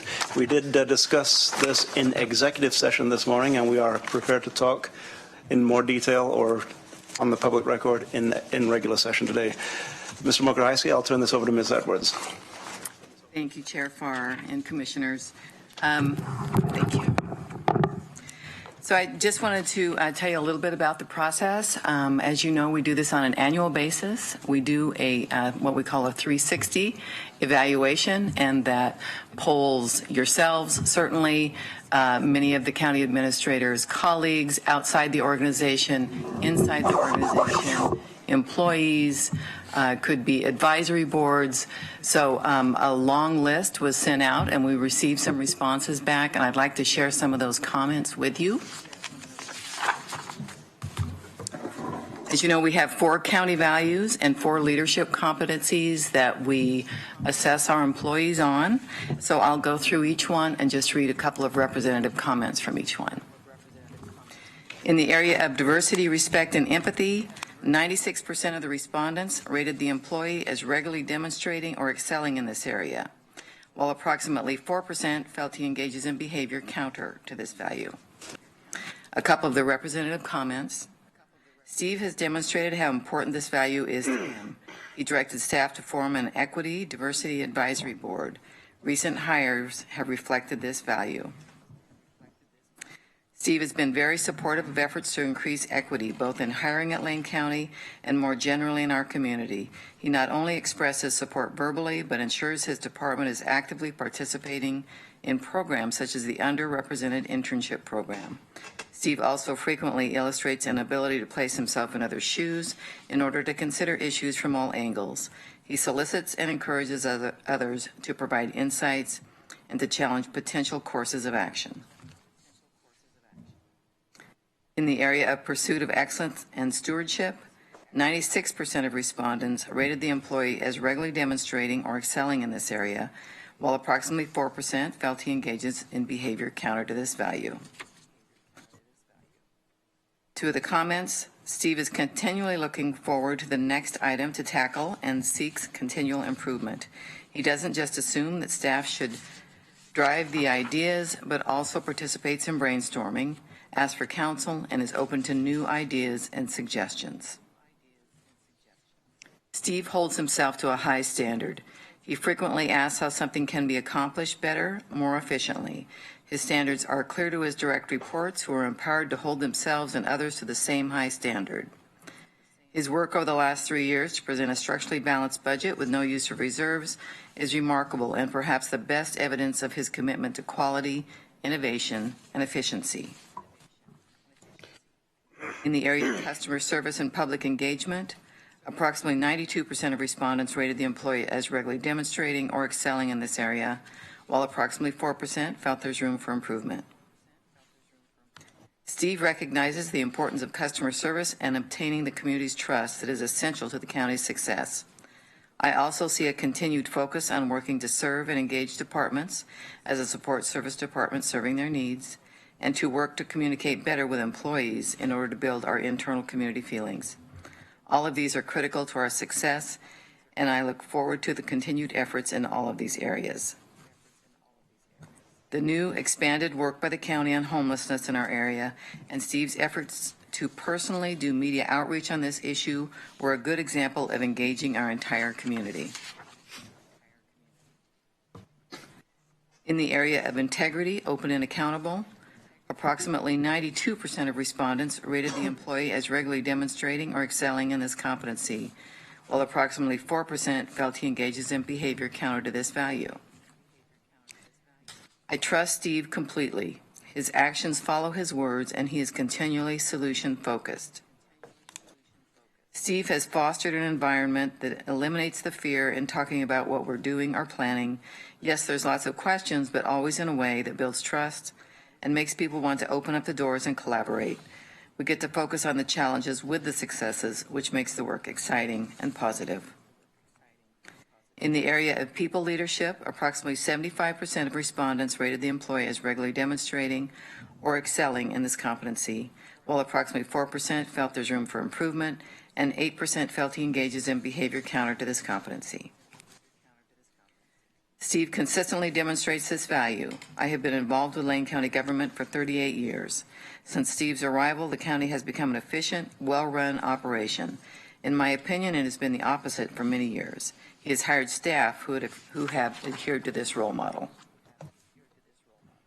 Steve always seems genuine to me. He cares about people and wants others to succeed. He has been an inspiring role model for other leaders in the organization. In the area of business leadership, 100% rated the employee as regularly demonstrating or excelling in this competency. The comments included, he has led the county to produce a structurally balanced budget. Steve is always willing to look at whether we are doing things in a way that is the most efficient way possible.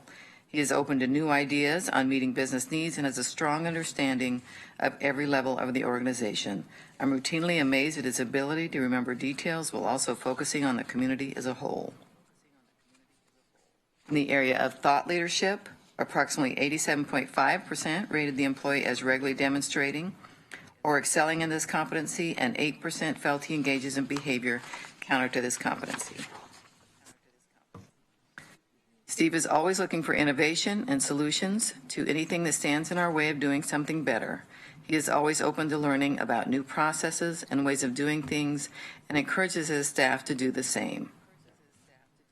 Think of jail financing situation and giving money back to the taxpayers. Brilliant move. In the area of communication effectiveness, approximately 96% rated the employee as regularly demonstrating or excelling in this competency, while approximately 4% felt there's room for improvement. Comments included, Steve is very articulate and does a great job of explaining priorities, services, and even detailed specifics to various levels of audience. His enthusiasm for the county and his excitement for our future is contagious. Steve cares about his employees and is open to hearing about problems, celebrating successes, and responding as needed in a variety of situations. He is very skilled at leading group meetings and speaking in a public setting. His wording is always thoughtful and deliberate. And today, I'm just asking for some direction on.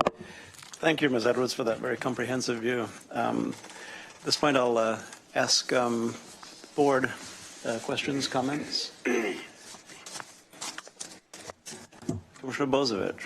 Thank you. So I just want to take a minute to express my extreme gratitude to Steve for his work for the county. I think his performance over the last year has been superlative. I think the motion today says whether they had a successful or better evaluation, and I almost want to, that's not a very good description. Successful, I think. Yeah, I would say his evaluation was excellent. Adding 300 is successful. Yeah. Yeah, and I don't think anyone would think Ted Williams was, just successful, batting well over 400. It's just, it's been a pleasure working with Steve. The leadership he's shown, the staff he's brought in, from getting us into having a clear strategic plan, getting the various departments to buy into that strategic plan, tying their strategic plans to that single strategic plan. It didn't happen right away, but it's worked out over the years, and now that we've seen that kind of in place for a couple of years, and we watched the budget process this year and how everybody ties into that strategic plan and that single vision and working as a team together, moving Lane County forward. You hear that over and over again, how we all seem to be working as a team instead of in opposition or defending, our silo in the budget process. That used to be the way things were. It's like, the DA was there to protect the DA, and the sheriff was trying to protect the sheriff, years ago. Now it's everybody's looking at what can we do that's best for everybody, where the DA's doing things that actually help out our number of folks we have under supervision, which helps out our community corrections budget, which actually helps out our parole and probation staff. And it's that sort of teamwork that Steve has fostered, where everybody looks at the bigger picture and what they can do to help the bigger picture, not necessarily what they can do to each help themselves individually or their team, has just been a huge thing for Lane County. And there's so many things you could go over right now. The way he's made us so much more open and transparent, even though it's not under you. The performance auditor is not a function that's under, but you have actually, welcomed the performance auditor into the Lane County team. And that's become just another piece of our transparency, and the way you've been able to communicate with the public through your key communicators emails, or the communication you've gotten to all staff now through your all employee emails. It's just over and over again, I can look around and see things that you've initiated and been a leader on that have moved the county forward, to the point where we went out for a renewal of a tax, and got almost a 3-to-1 margin. Unheard of. It's historic. Mm-hmm. 73% support for a tax in the state of Oregon just hasn't happened very often, and it speaks to the work you've done since you've become an administrator here, and the team you've built, and the team attitude you've built. And I just want to say you're doing a great job, and I look forward to approving your successful or better evaluation. Thank you, Commissioner Bozovich. Further discussion, Commissioner Sorensen. I just wanted to add to what has just been said. A couple of things. One, I think Steve Mokrahajski has really been a great leader for Lane County government. I think that I agree with the perspective that we're in this setting of approving sort of the good performance, but I think that in the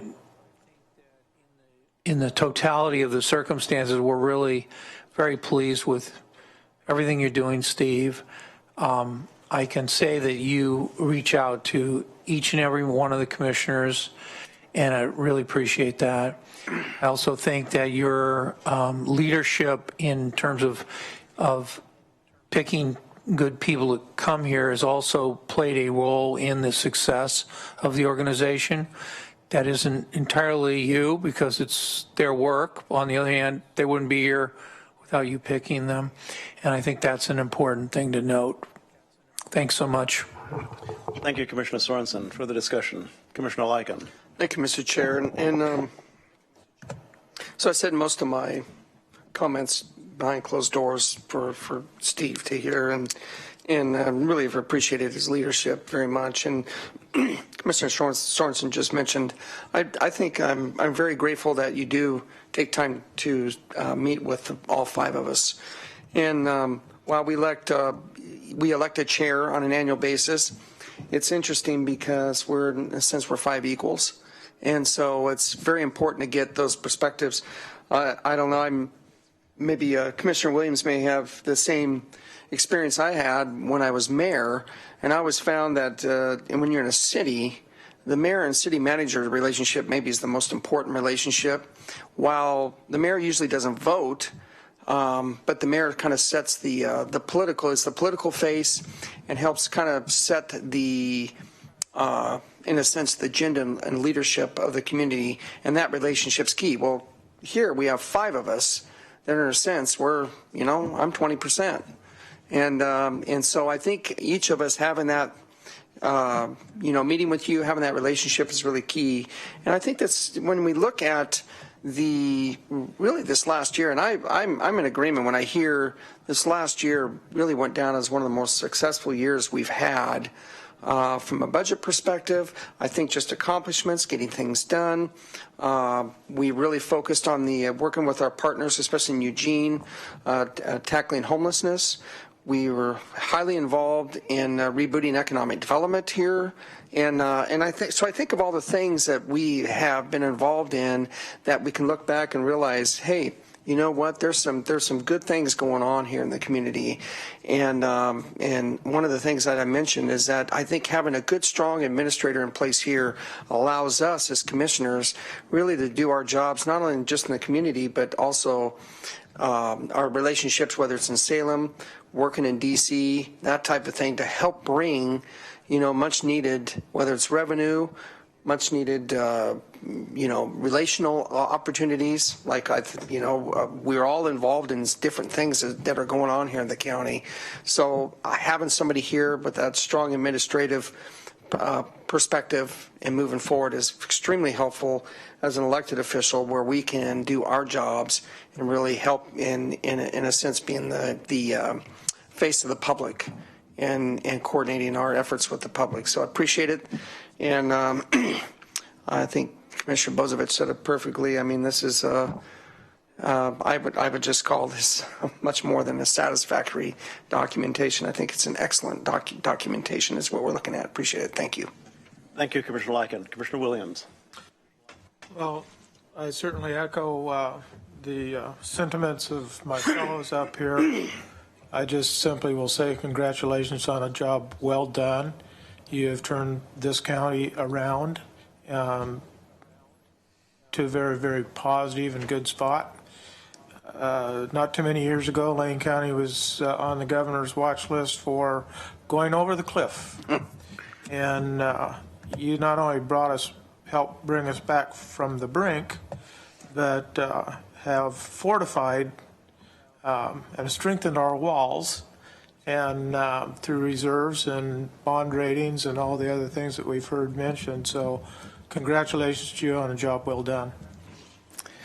Thank you, Commissioner Williams. And Mr. McGrisey, a couple of things I'll say. First is regarding just a general statement. Managers. A manager has multi-tasks, but there are a couple of things that you really need to take care of, and both of them are resources. One is your physical resources that you handle, which include finances and include the plant, so to speak. The second is your personnel resource, which is the most diverse and the most difficult to manage, typically. I'm going to quote one of your staff said this about you. His enthusiasm for the county. Steve cares about his employees and is open to hearing about problems, celebrating successes and responding as needed. To me, that's the core of being a manager. If you dig into how do you demonstrate that you care about employees, do you walk around and say, hey, I care about you. Hey, I like you. Good job, you. That's not the way you do it. My observation, Steve, is you do what a really great manager does. You specifically catch people doing things right, you identify it immediately, and you praise them very specifically about what it is that they did right. Because of that, the people who are working for you not only enjoy and appreciate the fact that they did something right, but they're going to do it again because they know that they did it right the first time. Managing and working with your personnel resources is the greatest thing that a manager can do, because you're not great, if they're not great.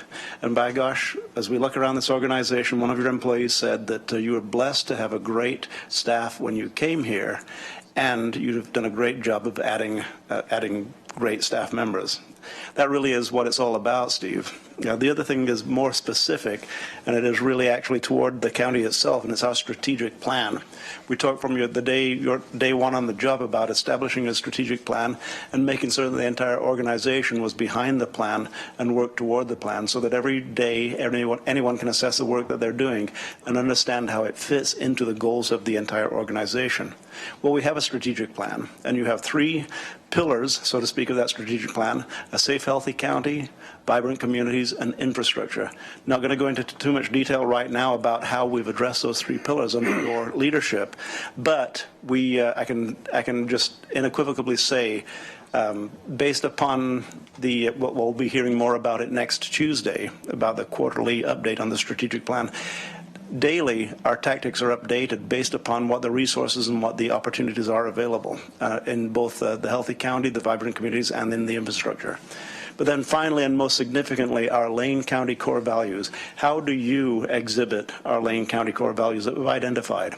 Integrity, respect, open and accountable, public engagement, pursuit of excellence, diversity, stewardship, and empathy. If we go back over the commentary that Ms. Edwards just wrote, all of those words are included in that very commentary itself. So what that tells us is that you pay attention to our core values, and not only do you go out of your way to perform our core values, it's actually a part of your core. You don't have to try. You're not even trying. You're just doing it because that's the way you are. And that's what I appreciate about the work that you're doing, Steve. So based upon what Commissioner Bozovich said earlier, batting 300, you're not batting 300. You're not even Ted Williams. You're not Babe Ruth. You're doing a great job. I've been blessed in my life to have 2 absolutely great managers who were my main mentors as I grew into adulthood. A guy called Hank Farr, who managed Tillamook Farmers Co-op, and a guy called Jerry Oram, who had a little company called Jerry's out on Highway 99. Both great managers, both exhibited the kinds of things that I'm talking about that you personally exhibit, Steve. And I appreciate working with you. I enjoy every day coming to work. Thank you very much. At this point in time, then, we have before us an opportunity for a couple of motions, and I'll turn it over to Vice Chair Bozovich. So at this time, I'd like to move that we have determined that Mr. Mokrzyjski's performance has been successful or better, and direct our HR director to prepare a board order for approval by the Board of Commissioners documenting a successful evaluation, and per the agreement section 3.2, his position will be moved to the next step on the previously approved schedule. Second. Moved and seconded, moved by Commissioner Bozovich, seconded by Commissioner Lycan. And once that board order comes back, it'll be subject to interpretation and to amendment based upon anything that we wish to amend it as a board. We have that right, we have that responsibility. Any portion of the board order that does come back, we can take a look at, tweak the words, wordsmith it if we need to. But we're counting on you, Ms. Edwards, to come up with something that's, let's see, successful or better. So, Awesome, yeah. Awesome. Further discussion to the motion? I see none. Then I'll call for the vote. All those in favor, please say aye. Aye. Passes unanimously. Thank you very much, Ms. Edwards, and have a good rest of the day. Bye-bye. We have a couple of more items of business before we conclude today. The first is council announcements. I see no council here, and we received announcements earlier. Second is administration announcements. Mr. Mokrzyjski. Mr. Chair, I just, well, first I'll say thank you for your comments on my evaluation, and it is, of course, it's humbling, and I just want to share that it's continues to be a privilege to serve in this capacity for this organization and for this community. I appreciate the support and leadership of the Board of Commissioners, the commitment to our long-term vision, planning, and goal-setting efforts. I appreciate the outstanding team of leaders that we have, our appointed and elected department heads in Lane County, and I take very seriously the responsibility of surrounding myself with outstanding talent in the organization, and I believe we have that. And I appreciate the outstanding work of our employees throughout Lane County. We really have great people here. It's one of the things that attracted me to this organization, this community, and one of the reasons that I stay. And then I appreciate our partnership in the community with various governmental organizations, private businesses, nonprofit organizations, and citizens at large who are interested in our issues. And I look forward to continuing to serve in this capacity. One update I want to share with you, we had a great meeting last week. Commissioner Bozevich was able to attend this as a member of the Facilities Committee. On Thursday of last week, the presiding judge and the court administrator pulled together all of the judges in the circuit court Thursday, for most of the day on Thursday. And this was an effort to begin a visioning session for a future courthouse.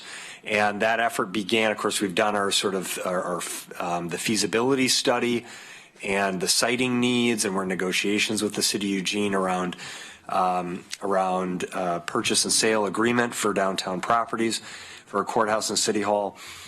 And so this effort last week was to begin the process of engaging the court in what are the values that we want to identify for a future courthouse. And I have to say, I was just Commissioner Bozevich, myself, Greg Rickoff, and Brian Craner from the county were all there. And then we had presiding Judge Rasmussen, Judge Vogt, and following judges Love, Kasabai, Shanti, Carlson, Conover, Mertens, and then a few others that were able to come a little bit later. There were sort of, judges came in and out, as you can imagine, because they had court during the day, so not everyone could be there during the whole time. But I have to tell you, I was just amazed at hearing the comments from the judges, this perspectives, and I just want to share with you a few themes.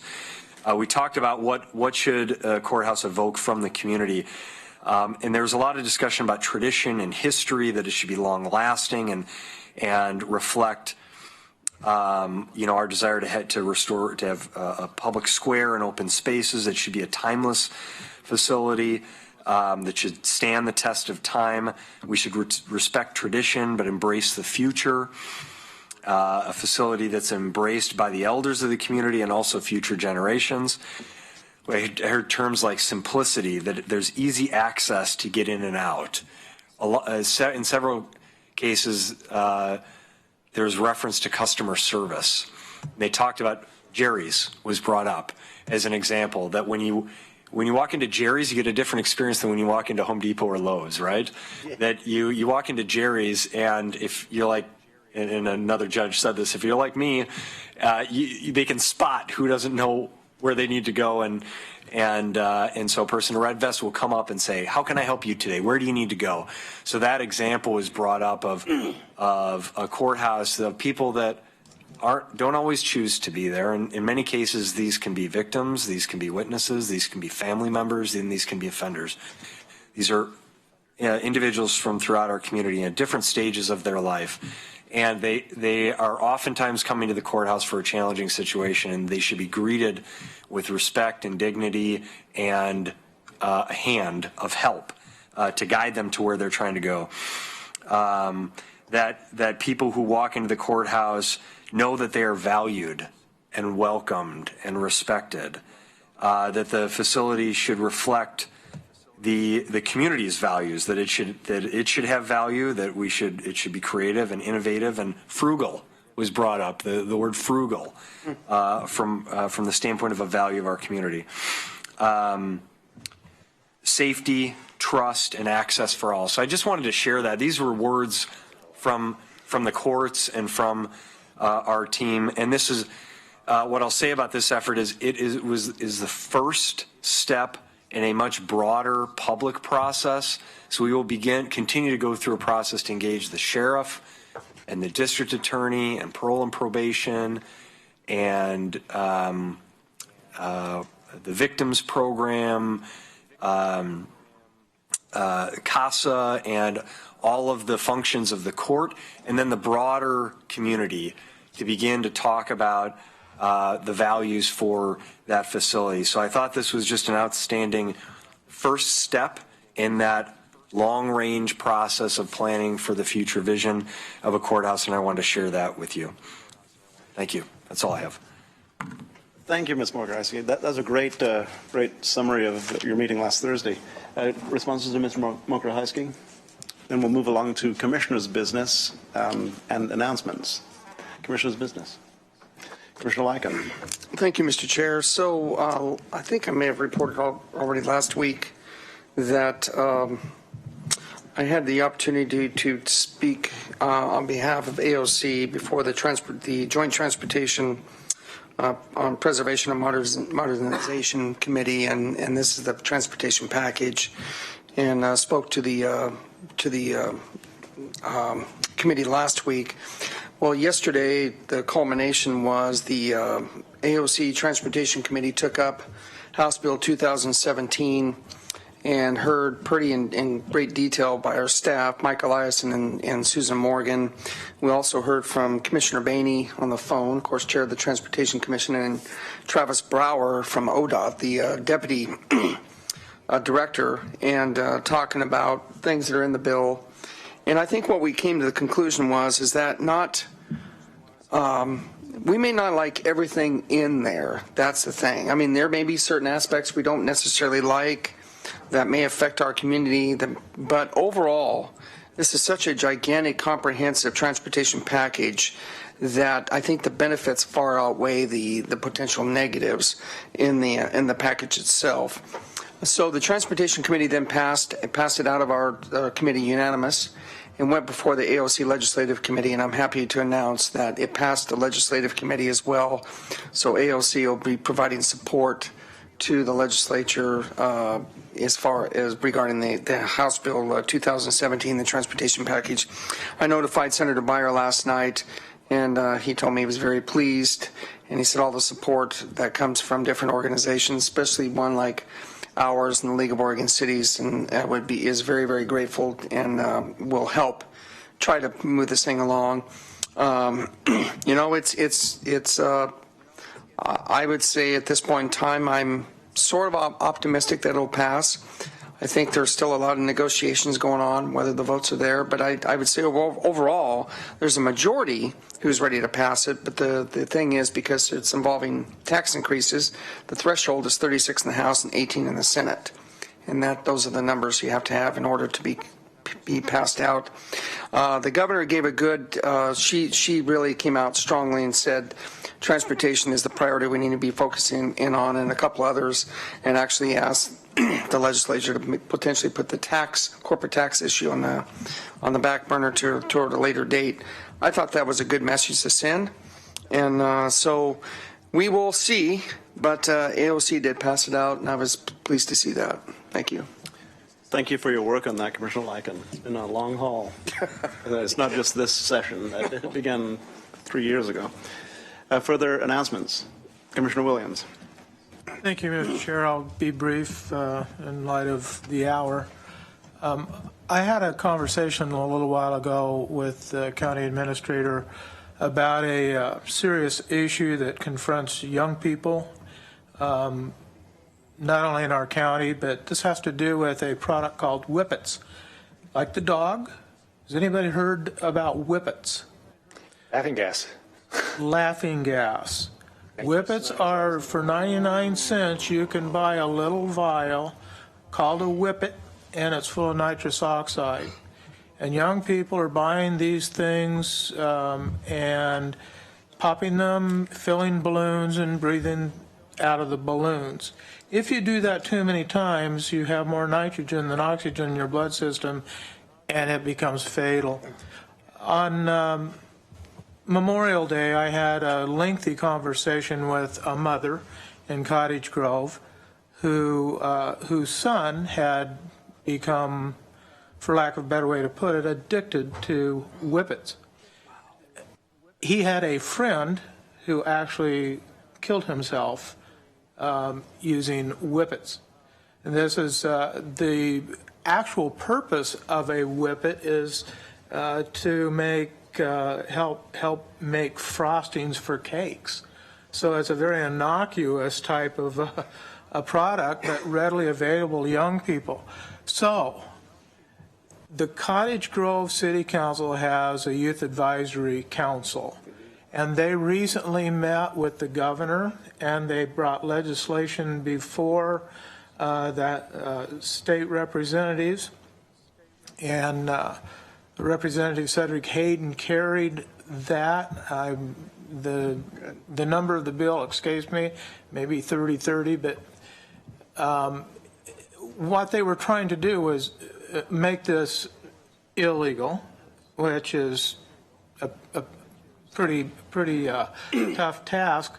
So they tried to raise the age limit from 18 to 21 for purchase of whippets, and it's my understanding that did not prevail. So if you don't know about whippets, I would ask that we look into that. The state has come to a specific determination. This mother asked me if there was anything that we could do at the county level. And so my response to her was, I have no idea. But I would heartily ask my fellows here and Mr. Administrator, if we could look into this through the public health or public safety, sheriff's office, whoever we can get to take a look and do a study and then bring us back a presentation of some sort. It need not be lengthy, but to describe just exactly this evil that is readily available to young people for 99 cents. Thank you. And you know, Commissioner Williams, we are also the Board of Health, and that seems like an appropriate discussion before the Board of Health.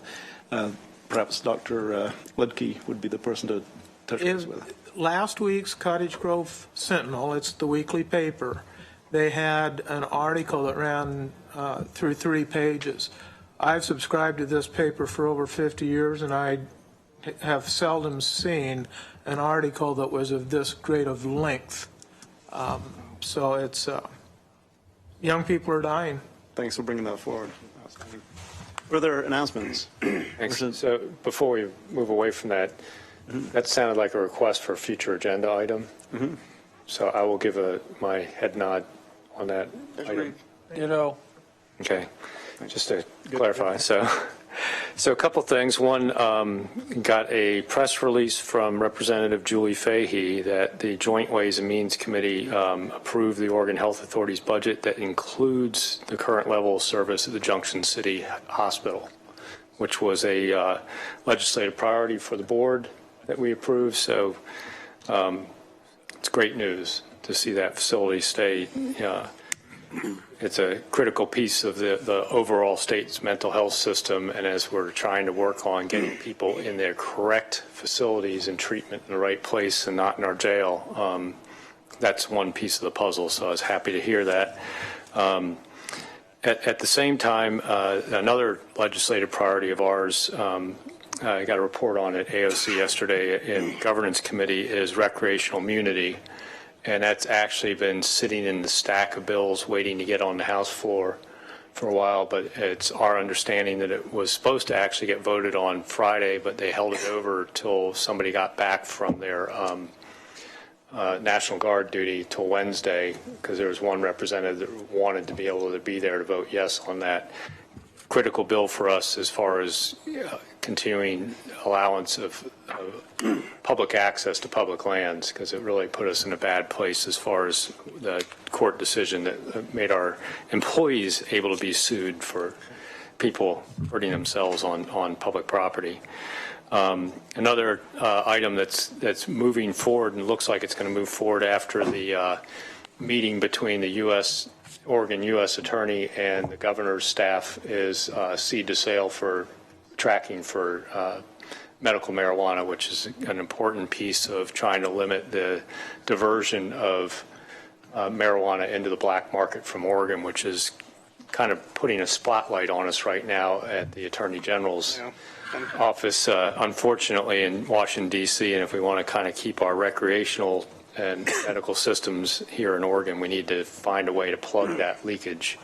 And then finally in the afternoon, I was invited to a kind of an information sharing meeting on cap and trade for carbon. And it was an interesting meeting, and it was kind of one of those meetings where it was just to kind of sit and listen to some of the proposals. And we had a guest from the representative district that's in northeasternmost California, which actually is the largest land area representative district in California, and about the good that's come from the reinvestment of the revenue generated by California's cap and trade in his communities. So it was kind of an interesting discussion, and it'll be interesting to keep track of where the legislature might go with that. It's always the devil's in the details, and it's also granting a brand new, huge set of authorities to the state to manage a part of our economy. And with that comes lots of lobbyists and details, and we only have to look at the 2,000-page Affordable Care Act to understand what happens when we start trying to control pieces of our economy through legislation and the unintended consequences that sometimes come about. So it's going to be something we're going to have to watch. But there could be ultimately some benefit if it's done well. Thank you, Commissioner Bozievich. Commissioner Sorensen.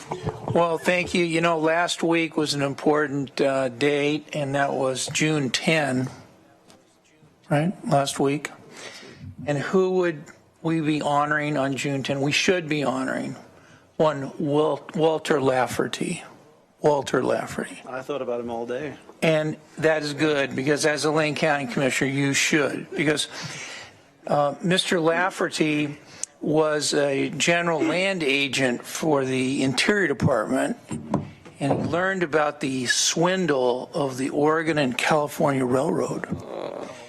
He was so determined to right this wrong and have these lands taken back and not be given to the federal government, but to be given back to the state of Oregon. And so he continued his career, was elected to Congress, where this was his #1 issue in Congress. This is all during the period of 1913, I think. He was born in June 10, is why I remember this, June 10, 1875. Died 1964. Wow. Yeah. So anyway, was a member of Congress from Oregon. I don't know where, because it's confusing as to where the 2nd district was and where the 3rd district was. And of interest to at least a few of you, he was a Republican representing Oregon in Congress in that period of time. But anyway, that's what he worked on, both as a lawyer for the Interior Department and later as a member of Congress. So he did not consider it a victory that the land did go to the U.S. government. He considered that to be a loss. But so. So the next Congressman Walter Lafferty. Next representative from Congressional District 4 should take that torch and carry it again. Excellent, right? Thank you, Commissioner Sorensen, and thank you, Congressman Lafferty. The NACO conference is coming up in July, and through AOC, I'll be helping carry 2 issues. One is just support federal funding for a HUD Veterans Affairs Supportive Housing Program, the VASH, at current levels. Kind of a no-brainer. And the second is to continue our work on CFR 42 regarding notification and permission on medical records for substance abuse for first responders. So we'll be moving forward with that. But most significantly, something I wanted to touch bases on, and you'll hear more from me about this as we go forward, is early detection and early recognition. My wife recognized signs of cancer early. Because she did, she saw a doctor who said, probably nothing, let's keep checking. Had a biopsy, said, probably nothing, let's keep checking. had further tests done. It was not nothing. It was something. It was cancer. Because it was detected early, my wife did have surgery, and because of the early detection, surgery is the only treatment necessary. We have a friend who waited a couple of months after those first signs showed up, and beyond surgery, it was both chemo and radiation were required. Early detection is something that is so important for women in particular regarding reproductive health and reproductive issues. It's something that I'm not as qualified to talk about as my wife is, and as other people who have gone through the issue of having cancer and receiving a cure for cancer. My wife is cured, and the other person that I'm talking of is also cured. But the cure were two very, very different methods, two very, very different intrusions in the life of the people involved. Early detection is something that we'll be talking about a lot more, and it's something that we need to pay much greater attention to, and recognizing the early signs. And I would also like to point out that during my wife's recovery, a certain nurse practitioner came over to our house and helped with dressing my wife's wounds the day after surgery. Just out of the blue, Liz Mocher-Heisey showed up and just said, "How are you doing?" Well, it was great. It was a very uplifting experience, not something that Elizabeth needed to do or we expected, but she was in the neighborhood because your kids swim at a pool nearby us. And she asked how Debbie was doing. It really was a tremendous morale boost on that particular day. So thank you very much. And early detection, let's really bring it up and let's talk about it, and maybe have a series of work sessions on it, because it is that important in the lives of people. Thank you very much. Any further items for the good order of the agenda? Then we'll go directly to agenda team requests. We've had two already. One being the one you just heard surrounding Whippet, and the other one was kind of a vague one earlier regarding let's see, emergency preparedness, more regular work sessions or exercises on emergency preparedness. Anything else? I wanted to just distinguish those. So those are the two review assignments I had. Was a work session on with public health related to nitrous oxide use by youth. And I think, if appropriate, maybe we even try to wrap in other substance abuse issues in the community, so alcohol and other, because I think it'd be helpful to sort of understand where does nitrous oxide fit in the broader context of substance abuse issues in Lane County. So that's one. And then the other one is the to conduct tabletop exercises, at least, what I wrote was at least every 2 years, to with commissioners, to coincide with the election cycle. So I'll talk to Ms. Jones about how to memorialize that, if that's an assignment or goes in the strategic plan, or there's some way that can sort of live somewhere, and make sure that practice continues. Those are the only two assignments that I had. Right on. Commissioner Lycan. Thank you, Mr. Chair. I actually have two requests. One is, and I'm going to look at my colleagues here to see if they want to pursue this or not. So I know you're taking two resolutions back to NACO. What I'd like to do is ask if the board is interested in Chair Farr taking another resolution. And this is something that NACO is actually getting a lot of requests on they're actually, and they're supportive of these reviews. As you know, there's a review underway with the Cascade Siskiyous Monument. And the reason why I'd like to bring this forward to see if this is something that can move forward on for a resolution, a NACO resolution. And it's not the monument itself. I actually support the monument. But the monument expansion of this particular one that encompassed mostly in Oregon, 95% of the expansion is actually on ONC lands. And out of that 95%, 85% are set aside for timber production. And that's why the lawsuit's in place. And that's why there's probably a very, very good chance that would be overturned in the courts anyway. And so the Secretary has stated that this monument, along with others, is under review, but because it encompasses this amount of O&C lands, that's actually set aside for timber production and probably should not have been included in that in the first place. NACO has been very receptive of these different resolutions, so I want to just check to see if there's interest, head nods about Chair Farr taking a resolution back to NACO in support of the review. And again, has nothing to do with the monument itself. I think that's the piece that needs to be clear. It's not the monument, but it's the monument expansion that is currently under review.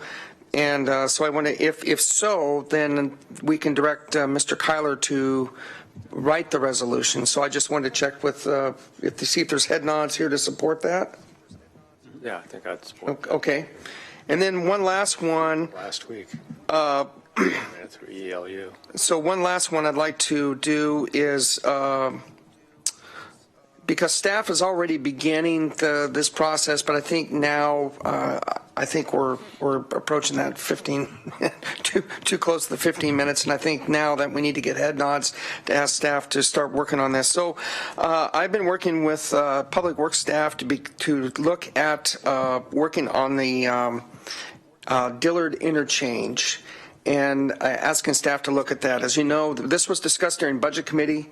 I think staff is very open to having a more, it's the interchange is kind of weird because it's only one, if I can remember right, is it northbound?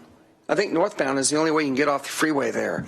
And because of the potential in Goshen, but not only that, because of Glenwood being, the transfer station being shut, more trucks will be heading that way, just straight shot.